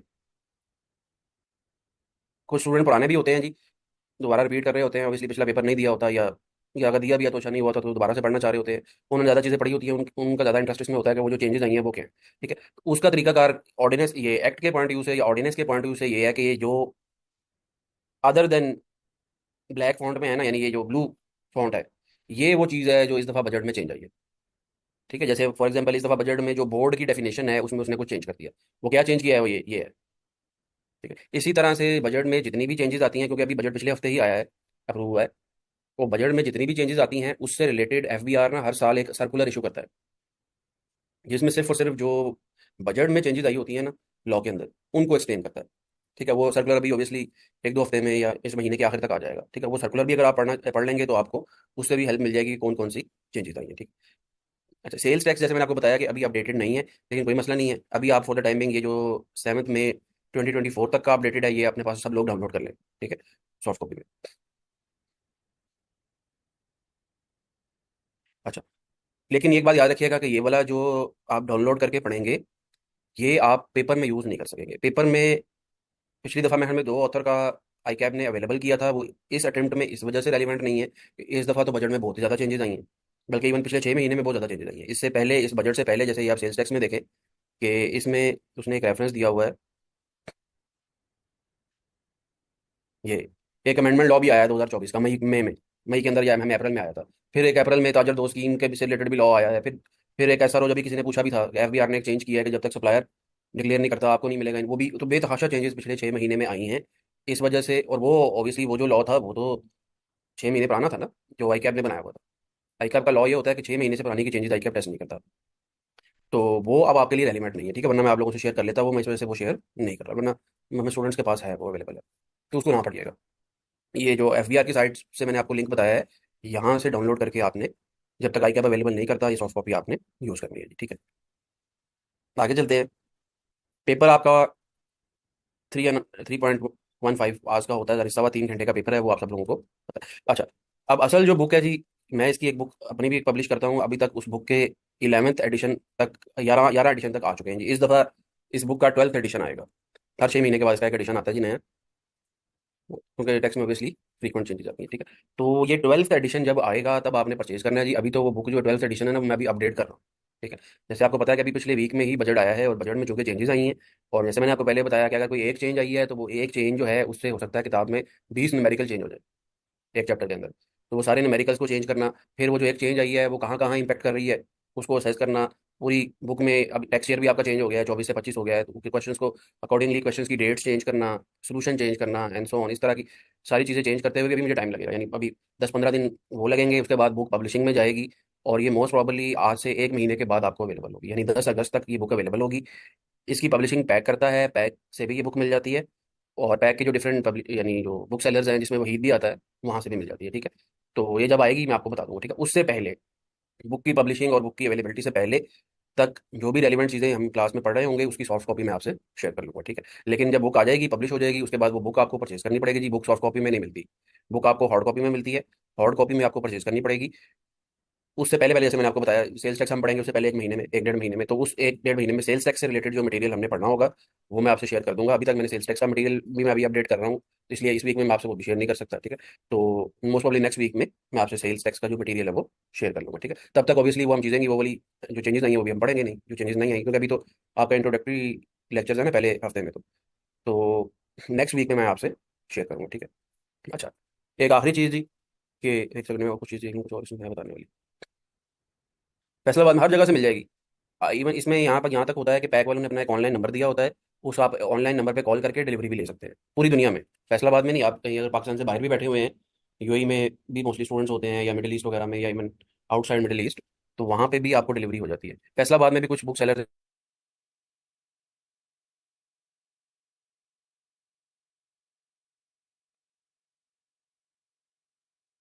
जी अली, मैंने आपको जैसे पहले बताया कि वाई कैप ना पेपर से 1-2 महीने पहले, क्योंकि कोई पुराना स्टूडेंट अगर कोई यहाँ पे है, वो बता सकता है कि पिछली दफ़ा कब शेयर किया था आई कैप ने।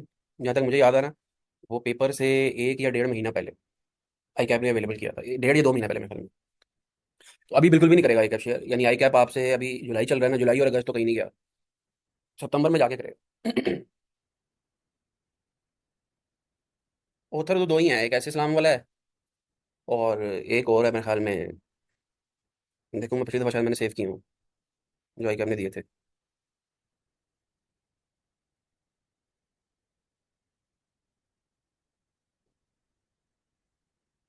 क्यों जी, अगर कोई और पुराना स्टूडेंट है वो बता सकता है। दूसरा किसका होता है? एक ऐसे इस्लाम था और एक उजामा वाला था।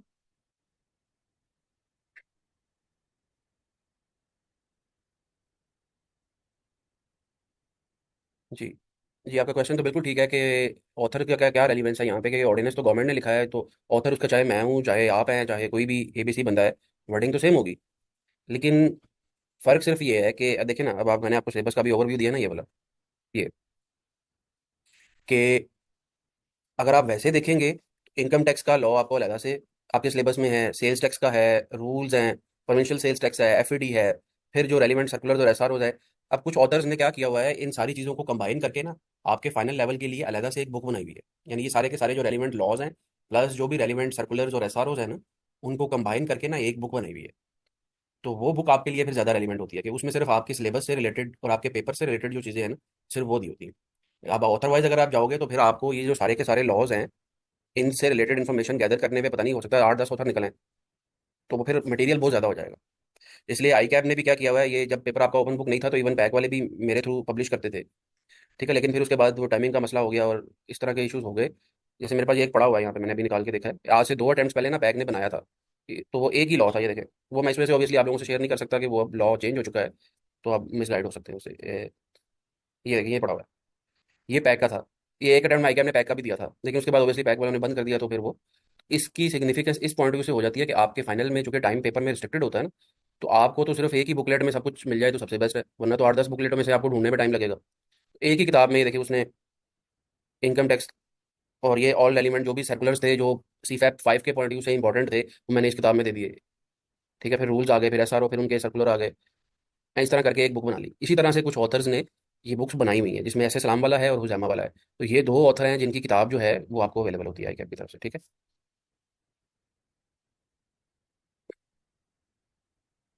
आई कैप अपनी मर्जी से ऑथर्स से कांटेक्ट करता है। आई कैप का हमें नहीं पता कि वो किस बेसिस पे करता है। आई कैप अपनी मर्जी से कुछ ऑथर से कांटेक्ट करता है और उनके जो एक्ट्स हैं या ऑर्डिनेंसेस हैं वो अवेलेबल कर देता है। ठीक है। तो वो अब आई कैप बेहतर बता सकता है जी, वो क्या क्राइटेरिया क्राइटेरिया।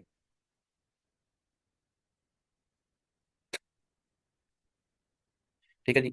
ये था जी एक जनरल सा ओवरव्यू आपके पेपर के बारे में, सिलेबस के बारे में, पढ़ना हमने किस तरह से है, किस किताब से पढ़ना है, और बाकी की सारी चीज़ें। ठीक है।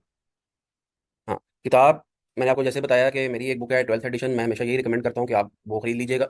लेकिन अगर वो आप किताब नहीं पढ़ना चाह रहे तो डिफरेंट ऑथर्स की भी अवेलेबल है, जिसमें खालिद पेटी वाला साहब हैं, मिर्ज़ा मनवर साहब की भी बुक अवेलेबल है मार्केट में फाइनल की, और एक आधे और ऑथर की भी मेरे ख्याल में शायद अवेलेबल है। तो मैं हमें ये दो ऑथर्स की है अवेलेबल, खालिद पेटी वाला की, और खालिद पेटी वाला की ज़्यादा फेमस है। तो अगर आप वो बुक यूज़ करना चाह रहे हैं, ऑब्वियसली आप वो बुक खरीद सकते हैं। तो किताब जो आपने खरीदनी है, जो मेरी पॉइंट व्यू से रिकमेंडेड है, वो सिर्फ आपने 12th एडिशन लेनी है, जो कि मैंने आपको बताया था कि 10 अगस्त तक आएगी। जो बेयर एक्ट है वो आपने FBR की साइट से डाउनलोड कर लेना है, जब तक जो है वो आई कैप जो है वो अवेलेबल नहीं करता। ठीक है। तो किसी का कोई क्वेश्चन है सिलेबस से रिलेटेड या तरीकाकार से रिलेटेड तो बताएं। ये जो बुक होगी, इसमें जितने भी आपके पास पेपर होंगे, उनके जो भी क्वेश्चंस होंगे पिछली अटेम्प्ट तक के, वो एज पर फाइनेंस एक्ट 2024, अभी जो फाइनेंस एक्ट आया है, यानी जो बजट आया है, वो फाइनेंस एक्ट उसको कहते हैं, फाइनेंस एक्ट 2024, उसके अकॉर्डिंगली क्वेश्चन सॉल्व होंगे। तो वो बुक आपने हमेशा यूज़ करनी है जिसमें as per the latest finance act law explain किया गया हो और उसके अकॉर्डिंगली न्यूमेरिकल सॉल्व हुए हों। तो अब अगर आप आई कैप की वेबसाइट पर जाके आज से 2 साल पुराना आई कैप का पेपर निकालें, तो आई कैप ने सोल्यूशन भी दिए होते हैं, और उसका सजेस्टेड सोल्यूशन निकाल लें, तो वो जो सजेस्टेड सोल्यूशन है वो आज की डेट पे रेलिवेंट नहीं है, वो आज से 2 साल पहले जो लॉ था उसके अकॉर्डिंगली सॉल्व हुआ होगा। ठीक है। लेकिन आज की डेट पे लॉ चेंज हो गया होगा, मोस्ट प्रॉब्ली ज़्यादातर केसेस में चेंज हो जाता है। तो फिर वो सोल्यूशन जो है आपने उस किताब से देखना है जिस किताब में फाइनेंस एक्ट 2024 के अकॉर्डिंगली उसको सॉल्व किया गया है। ठीक है। अगर आप बेयर एक्ट फिजिकल परचेज करना चाह रहे हैं, तो दो बेयर एक्ट्स बड़े अच्छे हैं जी। एक खालिद पेटी वाला का होता है, और एक में हमें ऐसे इस्लाम वाला करता है, जिसमें सारे के सारे जो लॉज है ना ये वाले, वो कंबाइन एक ही किताब के अंदर होते हैं। तो अगर ऐसे ऐसा बेयर एक्ट मार्केट में अवेलेबल है, आ गया है, या फ्यूचर में आ जाएगा, तो आप फिजिकली भी परचेज कर सकते हैं। ठीक है। लेकिन वो वाला लीजिएगा जिसमें ये सारे के सारे लॉज कंबाइन करके एक ही उसके अंदर बाइंडिंग के अंदर है। ऐसा ना हो कि आपको इसका अलग से लेना पड़े, इसका अलग से लेना पड़े, सेल्स टैक्स का, प्रोविंशियल का अलग से लेना पड़े। क्योंकि प्रैक्टिकली तो ये भी इस तरह से ही होता है ना कि हर एक का अलग अलग लॉ है। मेरे पास अगर फॉर एग्जांपल मैं अगर प्रैक्टिस में हूँ या मैं टैक्स में जॉब कर रहा हूँ, तो मेरे पास ये इन सारी लॉ से रिलेटेड 8-10 किताबें होंगी। तो वो वाली उन कामों में नहीं जाना आपने आपने पेपर के पॉइंट ऑफ व्यू से एक किताब खरीदनी है। ठीक है। अच्छा, अब हम कोई क्वेश्चन है किसी का तो बताइए, वरना फिर हम ब्रेक के बाद स्टार्ट करते हैं। अभी हम ब्रेक कर रहे हैं 15 मिनट्स की। वीडियो वाला भी किसी ने मैसेज किया था, तो वो पॉसिबल नहीं होता जी। तो मैं जैसे मैंने आपको पहले बताया था कि कितने पिछले काफ़ी मेरे ख्याल में ये पता नहीं कितना 25वां या 26वां सेशन होगा जो मैं पढ़ाने लगा हूँ। किसी भी सेशन में इस तरह से मैं करता नहीं हूँ कि वीडियो वगैरह ऑन कर लूँ। मैं नॉर्मली अपने घर से पढ़ाता हूँ, बड़े कैजुअल मैनर में पढ़ाता हूँ, तो वो पॉसिबल नहीं होता कि मैं आपको वीडियो ऑन करके अपना चेहरा दिखा सकूँ। वैसे आप मेरे से मिलना चाह रहे हैं तो ऑब्वियसली आप किसी भी टाइम मैं अवेलेबल हुआ मिल सकते हैं, ठीक है।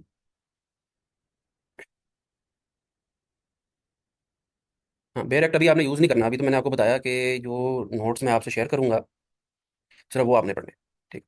और बेयर एक्ट जब आपको बताऊंगा तब आपने यूज़ करना, अभी ज़रूरत नहीं है, ठीक है।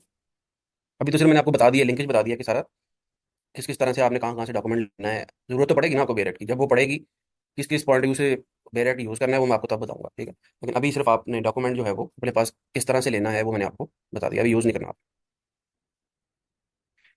ठीक है जी। तो अब हम ब्रेक कर रहे हैं जी, ब्रेक के बाद मिलते हैं। ब्रेक के बाद हम स्टार्ट करेंगे क्लास, ये सेल्स टैक्स।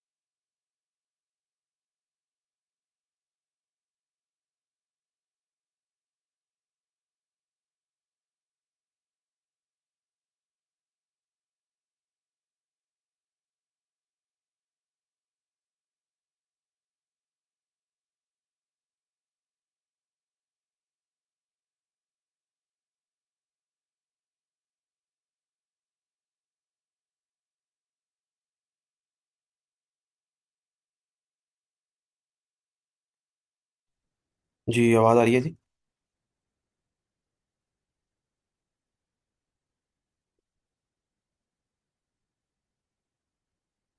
अच्छा, अब जरा हम आगे चलते हैं जी।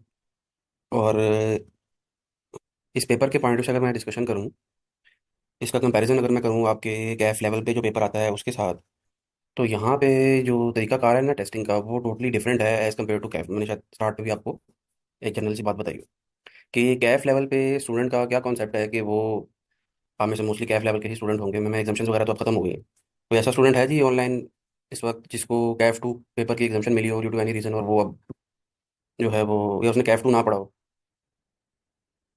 और अब उसको C55 एक आधा होगा, मतलब ACCA की एग्जाम्शन है या किसकी एग्जाम्शन है, ICW किस तरह की एग्जाम्शन ली हुई है, तो वो एक आधी एक्सेप्शन होगी। बहरहाल उस, अगर कोई ऐसा स्टूडेंट है भी तो उसको भी ज़रूरत नहीं है परेशान होगी। जो भी टॉपिक मैं आपको पढ़ाता हूँ ऑब्वियसली बेसिक से लेकर चलता हूँ, अज्यूमिंग एज इफ कि आपको कुछ नहीं पता, तो वो तो आपको कोई मसला नहीं होगा। सिर्फ मैं एक बात बताना चाह रहा था, उस पॉइंट व्यू से पूछ रहा हूँ। तो वहाँ पे क्या क्या तरीकाकार है स्टूडेंट का कि वहाँ पे थेरेटिकल टेस्टिंग भी है पेपर में और न्यूमेरिकल टेस्टिंग भी है। मेरे ख्याल में 50% के करीब जो है वो थेरेटिकल टेस्टिंग है, और वो जो थेरेटिकल टेस्टिंग है वो ज़्यादातर क्रैमिंग वाली है। ठीक है। आवाज़, क्यों जी, आवाज़ का मसला है किसी को?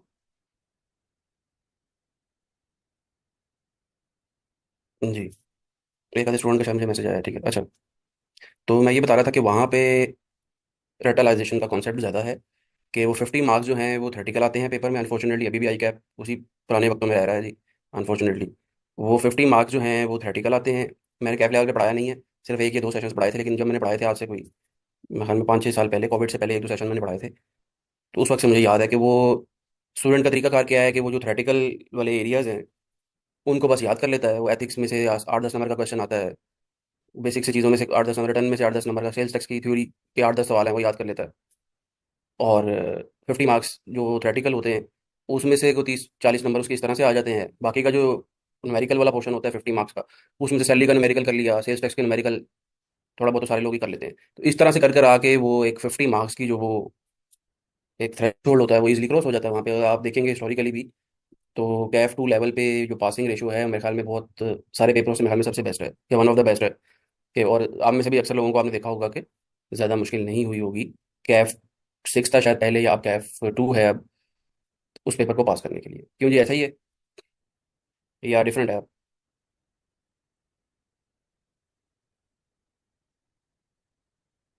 ठीक है। तो अब ये ऑब्वियसली आई कैप ने इस चीज़ को देखना है। मसला सिर्फ ये होता है कि जब ऐसी अप्रोच के साथ स्टूडेंट पेपर को पास करके सी फैप लेवल के पेपर में आता है ना, तो यहाँ पे आके आई कैप जो टेस्टिंग है वो टोटली डिफरेंट कर लेता है। अब यहाँ पे कैसे डिफरेंट होती है कि यहाँ पे थ्योरेटिकल पोर्शन तो आना ही नहीं है कोई भी पेपर में। इन पेपर चूंकि आपका ओपन बुक है, तो थ्योरी की बात जाहिर सी बात है वो नहीं पूछेगा, यानी आपसे वो नहीं पूछेगा कि रजिस्ट्रेशन का तरीकाकार क्या है सेल्स टैक्स में, या किस किस बंदे ने डी रजिस्टर होना है, या किस किस बंदे ने रिटर्न फाइल करनी है, किस किस ने नहीं करनी। कैफ में वो पूछ लेता है ऑब्वियसली। यहाँ पे वो आपसे पूछेगा तो आप ऑब्वियसली वो पेपर बुक ओपन करेंगे और रिप्रोड्यूस कर देंगे आंसर। तो जाहिर सी बात है फाइनल लेवल का जो स्टूडेंट है इतना तो उसको पता है कि कौन सा सेक्शन या कौन सा टॉपिक कहाँ पे है बुक के अंदर। थोड़ा बहुत तो सब लोग पढ़ के जाते हैं। तो फिर यहाँ पे टेस्टिंग का लेवल क्या है कि यहाँ पे 50% जो टेस्टिंग है ना, वो है आपकी सिनेरियो बेस्ड क्वेश्चंस की।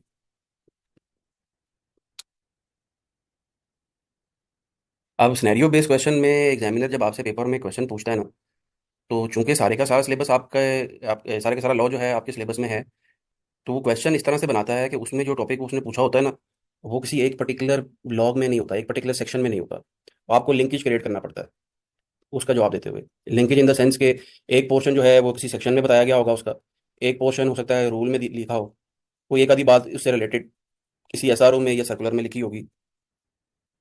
तो एक तो ये एक बहुत बड़ी प्रॉब्लम स्टूडेंट्स को होती है कि लिंकेज उनसे क्रिएट नहीं होता, यानी आंसर जो सिनेरियो बेस्ड क्वेश्चन का वो करते हैं ना वो इनकम्प्लीट करते हैं। यानी वो समझते हैं कि बस ये इसने जो पूछा है ना इसका जवाब बस ये वाला सेक्शन है जिसके अंदर है। हालांकि उससे रिलेटेड 2-3 सेक्शंस और भी होते हैं। लॉ का मसला ये है कि लॉ में किसी भी एक पर्टिकुलर टॉपिक से रिलेटेड जो सेक्शंस हैं वो एक ही सीक्वेंस में नहीं दिए हुए। ठीक है, ऐसा नहीं है कि एओपी की टैक्सेशन फॉर एग्जांपल, आप सब लोगों ने कैफ में तो बेसिक्स लेवल से पढ़ी है। अब एओपी की टैक्सेशन से रिलेटेड 2-3 सेक्शंस एक ही सीक्वेंस में तो होंगे, लेकिन कुछ बातें एओपी से रिलेटेड सेक्शन 125 में लिखी हुई हैं, कुछ 225 में लिखी हुई हैं, कुछ 53 सेक्शन में लिखी हुई, एग्जाम्पल दे रहा हूँ। तो अब जब एग्जामिनर ने पेपर में सिनेरियो बेस्ड क्वेश्चन पूछा है ना, तो वो आपसे एक्सपेक्ट ये करता है कि वो जो जो भी सिनेरियो में उसने चीज़ें पूछी हैं वो सारी आप लिंकेज क्रिएट करके उसका जवाब दें। तो वो स्टूडेंट नहीं कर पाते। ठीक है, ये जो सिनेरियो बेस्ड क्वेश्चन आ रहे हैं ना फाइनल लेवल पे, इसमें स्टूडेंट की परफॉर्मेंस सबसे पुअर है। ठीक है, एक तो वो लिंकेज क्रिएट नहीं कर पाता, यानी आंसर इनकम्प्लीट देता है। दूसरा सबसे बड़ा मसला यहाँ पे ड्राफ्टिंग का है।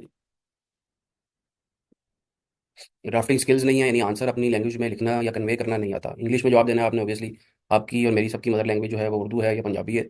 इंग्लिश में जब लिखना होता है तो ऑब्वियसली सीए के स्टूडेंट्स ऑब्वियसली एक सर्टन बैकग्राउंड से आते हैं, तो ज़्यादातर लोगों का कि ड्राफ्टिंग स्किल्स ऐसा उस तरह से नहीं होते। तो इसके ऊपर फिर आपको काम करना है। इसी वजह से आपके जो सीए का सब्जेक्ट है या कोर्स है उसमें उन्होंने डिफरेंट इंग्लिश लैंग्वेज से रिलेटेड या ड्राफ्टिंग स्किल से रिलेटेड भी सब्जेक्ट्स इनिशियल लेवल पे रखे हैं, और उनमें वो ऐड भी करते जा रहे हैं। ठीक है, तो ये वो चीज़ें हैं, स्पेशली ये जो ड्राफ्टिंग स्किल है ना, ये अब आपको खुद से प्रैक्टिस करनी है।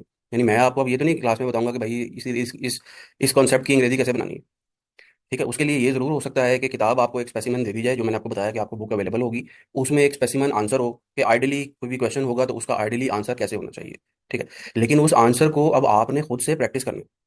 अब खुद से प्रैक्टिस करने से मुराद कि आपने खुद से अब कंप्यूटर पे यानी वर्ड पे या एक्सेल पे वो टाइपिंग करके उसका आंसर लिखना है खुद से अपनी मर्जी अपने दिमाग से। ठीक है, ज़्यादातर स्टूडेंट प्रैक्टिस नहीं करते। अब चूंकि आपका पेपर कंप्यूटराइज हो गया है, तो इसमें एक और तीसरा बड़ा जो मसला आ रहा है ना वो टाइम मैनेजमेंट का भी आ रहा है। पेपर ऑनलाइन है, तो ये पिछले दफ़ा जो है वो दूसरी दफ़ा पेपर था जो कंप्यूटराइज हुआ था। ठीक, तो टाइम मैनेजमेंट और ऑनलाइन प्रैक्टिस, ये वो कुछ 2-3 चीज़ें हैं जिन रीजंस की वजह से ना ये फाइनल लेवल पे जो पेपर है इसमें जो पासिंग परसेंटेज है वो कोई इतनी अच्छी नहीं है।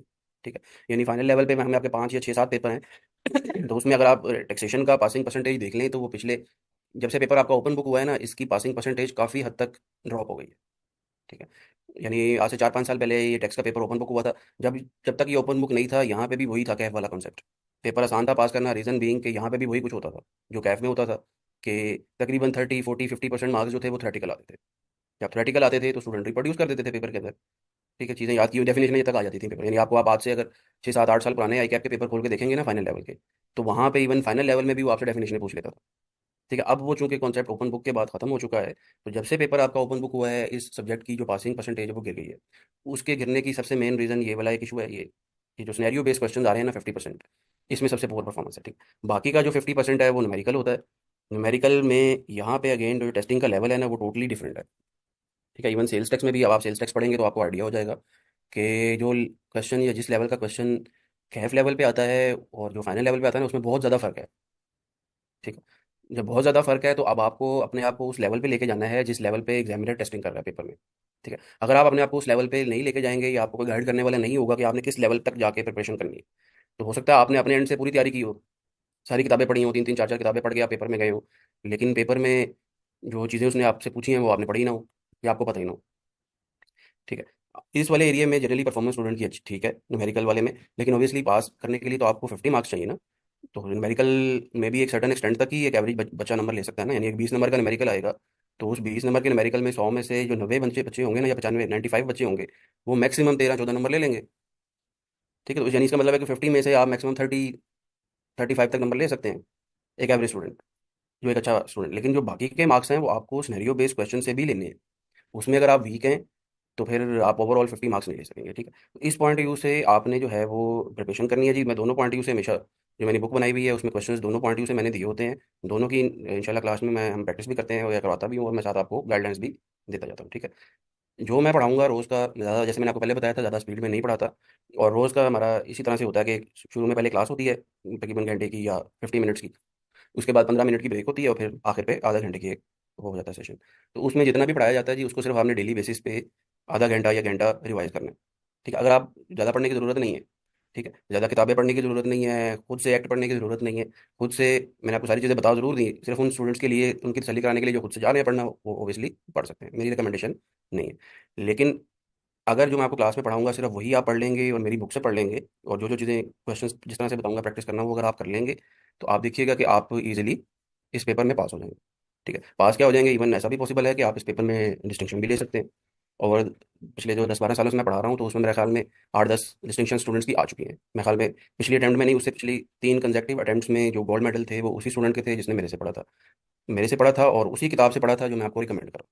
ठीक है, किसी भी टीचर से पढ़ने का तरीकाकार ये होता है कि आप उसके बारे में फीडबैक लें डिफरेंट लोगों से, ऑब्वियसली आप फर्म्स में हैं मोस्टली स्टूडेंट्स आप में से, तो अपने सीनियर से उसके बारे में फीडबैक ले लें। सेकंड, या उसका पास रिकॉर्ड देख लें। अच्छा, या उस टीचर की बात मान लें। अच्छा, कुछ स्टूडेंट ऐसे होते हैं जो कहते हैं नहीं भाई मैं तो ऐतिन नहीं मानना, मैं खुद से टेस्ट करना। तो आप फिर चौथा आखिरी तरीकाकार क्या होता है कि खुद से टेस्ट कर लें। अच्छा, खुद से टेस्ट करने का तरीका क्या क्या होता है कि वो टीचर जो आपको पहले 2 4 टॉपिक पढ़ा रहा है, फॉर एग्जाम्पल मैं आपको एक टॉपिक पढ़ाऊंगा इसके बाद सेल्स टैक्स का, तो उस टॉपिक से रिलेटेड फिर जो भी क्वेश्चन आई कैब में आया हुआ है आज से पहले 20 साल पुराना पेपर निकाल के भी आप देख सकते हैं, या इवन आई कैब को छोड़ें किसी भी इंस्टीट्यूट का पाकिस्तान में टैक्स का उस टॉपिक से रिलेटेड जो क्वेश्चन आया हुआ है, वो आप करके देखें कि भाई क्या ये हो रहा है या नहीं हो रहा है। आई कैब का भी हो जाएगा, वो भी हो जाएगा। ठीक है, अगर तो वो नहीं हो रहा या आपको समझ नहीं आ रही, तो फिर इसका मतलब ये है कि वो टीचर, या आपने अच्छी तरह से लेक्चर भी अटेंड किया है, फिर इसका मतलब है कि उस टीचर में कोई मसला है। लेकिन अगर वो क्वेश्चन आपसे हो जाता है, उसके बाद ना फिर अपनी लाइन को सीधी कर लें, और उसके बाद लाइन सीधी करने से मुराद के, मैं उन स्टूडेंट्स के लिए कहता हूँ जो बड़े मेहनती होते हैं लेकिन ना वो सही डायरेक्शन में नहीं पढ़ते सीए में। सही डायरेक्शन में इस वजह से नहीं पढ़ते कि उनको उनकी तसल्ली नहीं हो रही होती। वो कहते हैं यार मैं ऑथर की किताब भी पढ़नी है, मैं इस टीचर के लेक्चर भी पढ़ लेता हूँ, सुन लेता हूँ, इसके भी ऑनलाइन अवेलेबल हैं, इसके भी मेरे दोस्त ने यूएसबी में दिए हैं, इसके भी सुन लेता हूँ। तो और 4 4 किताबें पढ़ते हैं। ठीक है, मेहनती होते हैं, बहुत मेहनत करते हैं, लेकिन सही डायरेक्शन में नहीं पढ़ रहे होते। और आपने अक्सर देखा होगा उनमें से भी अक्सर स्टूडेंट फेल हो जाते हैं पेपर में। यानी एक स्टूडेंट जिसने पूरे सेशन में फॉर एग्जाम्पल 50 घंटे पढ़ा है एक सब्जेक्ट को अलग से अपने टीचर के अलावा, और एक है जिसने 200 घंटे पढ़ाया, आप ऐसा भी देखेंगे कि वो 50 घंटे वाला पास हो गया है, उसने एक ही जगह से पढ़ा है, और जो 200 घंटे वाला है वो फेल हो गया है। और उसको आप वैसे उससे पूछ लें, उसको हर चीज़ का पता है, लेकिन पेपर में वो नहीं हो रहा, वो पाता सक्सेसफुल। तो ये जो 3 4 चीज़ें मैंने आपको बताई है ना, इसके ऊपर रिसर्च करें, और उसके बाद अगर मेरे पे बिलीव है ऑब्वियसली, अगर नहीं है तो मैं आपको अभी से रिकमेंड करूंगा कि आप छोड़ दें मेरे से पढ़ना, उस टीचर से पढ़ें जिसके पास पढ़ने से आपके दिल को तसल्ली होती है। ठीक है, जाहिर सी बात है, आपका और मेरा ऑब्जेक्टिव जो है वो, अल्टीमेटली मेरा भी ऑब्जेक्टिव यही है कि आप पेपर पास करें और आपका भी यही है। तो अगर तसल्ली हो जाती है तो उसके बाद फिर अपनी जो मंतकें हैं ना, या अपने जो लॉजिक्स हैं, उसको साइड पे रख दें। ठीक है, उसको साइड पे रखने के बाद जो टीचर बता रहा है ना, उसको अगर आप फॉलो कर लेंगे, तो आपका पेपर इंशाल्लाह बड़े आसानी से पास हो जाएगा। ठीक है, अच्छा इसमें अब आप देखिए, मैं आपको आखिरी चीज़ आज की, बाकी की बातें इंशाल्लाह कल करेंगे। ये आई कैप का पिछला पेपर है। लेट क्लासेस का मैंने आपको पहले से ही बता दिया कि 4 मंथ्स की क्लासेस की ड्यूरेशन है। तो वो लेकिन आपने पहले से क्वेश्चन कर लिया, तो इसलिए मैंने आपको पहले से ही स्टार्ट में ये बात बता दी है कि आज 8 जुलाई है। तो 8 जुलाई से क्लासेस अगर स्टार्ट हैं, तो मैं ये जो 10-15 स्टूडेंट हैं इनकी वजह से जो बाकी के स्टूडेंट्स हैं, यानी मैं पढ़ाने को तो 3 महीने में भी क्लासेस खत्म कर सकता हूँ, लेकिन वो चीज़ जो एक एवरेज स्टूडेंट को हजम नहीं होगी, वो मैं उसके पीछे वो जो 8-10 जो तेज़ बच्चे हैं, सिर्फ उनकी खातिर बाकी स्टूडेंट्स को तो नहीं कर सकता ना सेक्रीफाइस। यानी क्लास में अगर 400-500 बच्चा रजिस्टर है, तो मेरा ऑब्जेक्टिव ये है कि वो जो आखिरी वाला भी सबसे कमज़ोर है ना, वो भी पास हो जाए। तो उसकी चीज़ों को ऑब्जॉर्व करने की जो सलाहियत है, वो आपके मुकाबले में बहुत कमज़ोर है, ये कम है। तो इसलिए ये मैंने जो 4 मंथ्स का आपको ड्यूरेशन बताया है ना, ना इससे आगे जाएगा टाइम, ना इससे पीछे आएगा। इन 4 महीनों में ही क्लासेस कवर होंगी, ठीक है। अच्छा, आखिरी बात मैं आपको ये बताने लगा था कि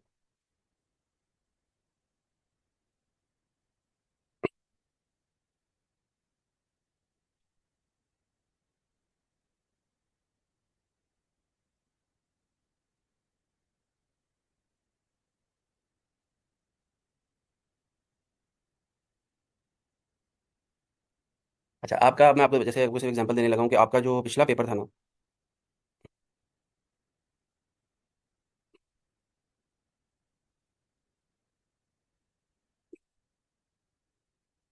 अब आप देखें इसमें, ये आपका ना जो लास्ट टाइम वाला था ना, इस दफ़ा वाला नहीं, उससे पिछली अटेम्प्ट वाला पेपर, ये कंप्यूटराइज्ड पहला पेपर था, कंप्यूटर बेस्ड। और ये पेपर मेरे ख्याल में जितने भी ओपन बुक पेपर हुए थे ना, उसमें सबसे आसान था, ठीक है। और उसमें भी आप देख लें, यानी बहुत आसान पेपर था। मेरा भी उस वक्त यही था कि ये पेपर बहुत आसान है और इसमें 50% से ज़्यादा पासिंग परसेंटेज होनी चाहिए, लेकिन आप इसमें भी देख लें, इसमें भी ओवरऑल जो पासिंग परसेंटेज आई है ना, वो 33% आई है, ठीक है। और उसमें अगर आप जनरल कमेंट्स पढ़ेंगे, तो देखिए उसमें लिखा भी हुआ है कि पिछले के मुकाबले में पिछली दफ़ा 27% थी, लेकिन इस दफ़ा जो है वो 33%। तो बेसिकली ये, यानी इसमें भी आप देख लें कि 10 में से 3 बचे, या 100 में से 33 बच्चे पास हुए। हालांकि पेपर बहुत आसान था, यानी ये इसका जो लेवल है पेपर का, कि वो डिफिकल्टी लेवल बहुत ही कम था, वो आपको तब ओबियसली इसका एहसास होगा जब आप सारा सिलेबस कर लेंगे, उसके बाद ये पेपर करें। लेकिन आप अभी से देख लीजिएगा कि जो पिछली अटैम्प्ट का पेपर आया है ना, यानी जो इस दफ़ा पेपर हुआ है जून में, वो इससे भी आसान आ गया है। यानी मेरे ख्याल, मेरा तो व्यू इस अटैम्प्ट तक यही था कि ये पेपर सबसे आसान है, लेकिन पिछली अटैम्प्ट का पेपर उससे भी आसान आ गया है, ठीक है। तो अब आप देखते देखते हैं कि इसके अंदर क्या पासिंग परसेंटेज आती है। इसके अंदर भी अगर यही पासिंग परसेंटेज आई, तो इसका मतलब फिर यही है। अब आप उसके बाद ओवरऑल कमेंट्स अब आप पढ़ सकते हैं, तो रीज़न यही वाली होगी। ज़्यादातर क्वेश्चन पढ़ लीजिएगा, देख लीजिएगा, जो ये वाला एरिया है ना, ये वाला, ये असल मसला है, ठीक है। इसके ऊपर आपने पहले लेक्चर से ही एम्फोसिस, मैं तो करूँगा एम्फोसिस, लेकिन आपने अपने एंड से प्रैक्टिस करनी है, ठीक है जी। तो आज का लेक्चर इतना ही है। जाने से पहले एक और चीज़, मेरा ये मोबाइल नंबर है। अच्छा, इस पे एक आप लोग एक काम कीजिएगा जी, मैंने ना व्हाट्सएप के ग्रुप बनाए हुए हैं। 2 ग्रुप हैं, दो इस वजह से हैं कि एक फुल हो चुका है, तो मैंने दूसरा बना लिया हुआ है।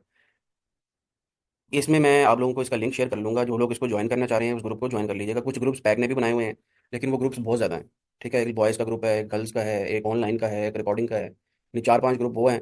फिर कुछ पिछले सेशन वाले बच्चे जो होते हैं, वो चूँकि प्रेजेंट सेशन में नहीं आ रहे होते, लेकिन अगर खुदा ना खास्ते उनका पेपर पास नहीं होता, तो वो मेरे से फिर पर्सनल क्वेश्चन करना शुरू हो जाते हैं। तो ऐसी स्टेज भी आ जाती है पेपर के करीब, जब मेरे पास व्हाट्सएप में एक ही दिन में 25-25, 30-30, 40-40 मैसेज बच्चों के पर्सनल आ जाते हैं, ठीक है। तो फिर मेरे लिए पॉसिबल नहीं होता जी कि उन क्वेश्चंस को ना पर्सनली एक एक क्वेश्चन को पढ़ के आंसर किया जाए। स्टूडेंट इस पे ऑब्वियसली वो अक्सर कंप्लेन भी करते हैं कि यार उसे जवाब ही नहीं देते। तो फिर मेरे लिए भी पॉसिबल नहीं होता, ठीक है। तो इसलिए मैंने एक व्हाट्सएप का ग्रुप बनाया हुआ है। मैं हमेशा यही बच्चे को कहता हूँ कि यार मेरे से पर्सनल मैसेज ना करो, उस ग्रुप के अंदर अगर आप मैसेज करेंगे तो मैं जवाब दे देता हूँ जब भी मुझे टाइम मिले। तो इसलिए अगर आप पर्सनली कुछ डिस्कस करना चाह रहे हो, क्वेश्चन वगैरह करना चाह रहे हो, तो उस व्हाट्सएप के ग्रुप में आप मैसेज करेंगे तो मैं जवाब दे देता हूँ, ठीक है। तो उसमें अगर आप ऐड होना चाह रहे हैं, ये मैंने अपना नंबर शेयर कर दिया है, इस पे मुझे एक व्हाट्सएप कर दीजिएगा, मैं आपको इसका लिंक शेयर कर दूंगा, ठीक है जी। मैंने आपको बता दिया कि पैक वाला जो ग्रुप है ना, उस पे स्टूडेंट्स आपस में डिस्कस कर लेते हैं, या कोई एडमिनिस्ट्रेटिव इश्यूज होना तो वो उस पे आंसर हो जाते हैं। तो उसकी मैंने आपको रीज़न बता दी कि वो पैक के ना 3-4 ग्रुप्स हैं। अब मेरे लिए, मैं फुल टाइम टीचर नहीं हूँ, ये बात आपको मैं बता दूँ, मैं पार्ट टाइम सिर्फ टीचिंग करता हूँ, फुल टाइम मैं जॉब करता हूँ, प्लस और भी अदर इश्यूज़ भी, ऑब्वियसली फैमिली के भी इश्यूज़ होते हैं। तो मेरे लिए ये पॉसिबल नहीं होता कि मैं एक दिन में 5-5, 6-6 जो ग्रुप्स बने हुए हैं ना, उनमें हर बंदे की क्यूरी पर्सनली जवाब दूँ। इसलिए मैंने आपको पहले दिन ही ये बात बता दी है, ठीक है। तो इसलिए मैंने वो एक एक ग्रुप बनाया हुआ था, वो एक चूँकि फुल हो गया तो वो दूसरा बन गया। वरना वो एक ही था। उसमें फ़ायदा ये होता है कि एक ही ग्रुप को मैं सिर्फ देखता हूँ, और उसमें जो क्वेश्चंस बच्चों ने पूछे होते हैं वो मैं जवाब दे देता हूँ, ठीक है। इसलिए हर सेशन में मैं ऐसे ही करता हूँ कि वो नंबर शेयर कर देता हूँ अपना, और उस ग्रुप में स्टूडेंट को ऐड कर लेता हूँ। तो जो लोग उसमें ऐड होना चाह रहे हैं, जो उनके लिए मैंने ये नंबर शेयर कर दिया है, वो जो है वो ऐड हो सकते हैं जी, ठीक है। आज का लेक्चर इतना इतना ही है जी। कोई क्वेश्चन है किसी का तो बताएं।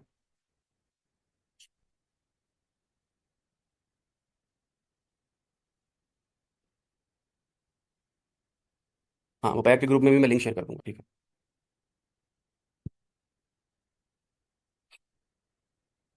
कुछ मेहनत अगर आप भी कर लें तो कोई हर्ज नहीं है वैसे, ठीक है। ज़्यादातर जो स्टूडेंट को आदत पड़ी होती है ना, मैं इस बात से नहीं आप कह रहा, वैसे जनरली बता रहा हूँ कि वो शॉर्टकट की है। तो वो शॉर्टकट वाला अगर आप तरीका छोड़ दें खुद से, थोड़ी सी एफर्ट अगर खुद से भी करेंगे तो कोई हर्ज नहीं हो जाएगा, ठीक है। अच्छा, टेस्ट जो है ना वो पैक वाले लेते हैं जी। वो ना मंथली टेस्ट होते हैं।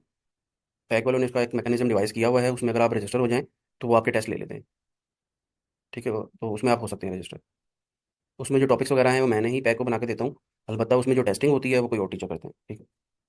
यानी जिस सीक्वेंस में हम पढ़ते हैं उसी सीक्वेंस में ही वो टेस्ट होते हैं। लेकिन सर्विसेज की टैक्सेशन का जो मैकेनिज्म है ना, कि सर्विसेज पे टैक्सेशन का राइट फेडरल का है या प्रोविंशियल गवर्नमेंट का है, या आपके कॉन्स्टिट्यूशन में लिखा हुआ है। आइन है ना जो पाकिस्तान का, उसमें लिखा हुआ है। अब जो आपका आइन है पाकिस्तान का, उसमें अमेंडमेंट्स होती रहती हैं। तो 18th अमेंडमेंट, 18वीं जो अमेंडमेंट हुई ना उस कॉन्स्टिट्यूशन में, वो मैंने जो आपको बताया शायद 2008 है या 10 है, उसमें की गई। और उसमें अमेंडमेंट करके ये बात लिख दी गई कि सर्विसेज के ऊपर जो टैक्सेशन का राइट है वो प्रोविंसेस का है, वो गवर्नमेंट का नहीं है। किसी भी कॉन्स्टिट्यूशन में जब आपने अमेंडमेंट करनी होती है तो 3/4 मेजोरिटी से होती है हमेशा, 75%। उस वक्त उन लोगों ने मिलकर एक अमेंडमेंट कर दी कॉन्स्टिट्यूशन में। अब जब अमेंडमेंट कर दी और जब आपके आइन में लिख दिया, तो फिर आपको उसी को फॉलो करना है ना। अनलेस कि आप दोबारा से 75% मेजोरिटी लेके आएँ और उस 18th अमेंडमेंट को जो कॉन्स्टिट्यूशन में की गई है उसको रिवर्स कर दें।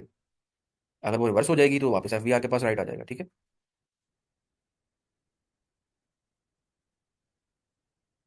हाँ, 75%। आपको पता है कि हमारे मुल्क में कुछ स्टेक होल्डर्स हैं जो किसी को भी करने आने नहीं देते 75। अगर किसी का आ भी जाएगा तो जानबूझ के वो 75 नहीं आने देंगे किसी को भी, ठीक है जी। आज का लेक्चर इतना ही है जी। कल होती है मुलाकात। अल्लाह हाफिज़।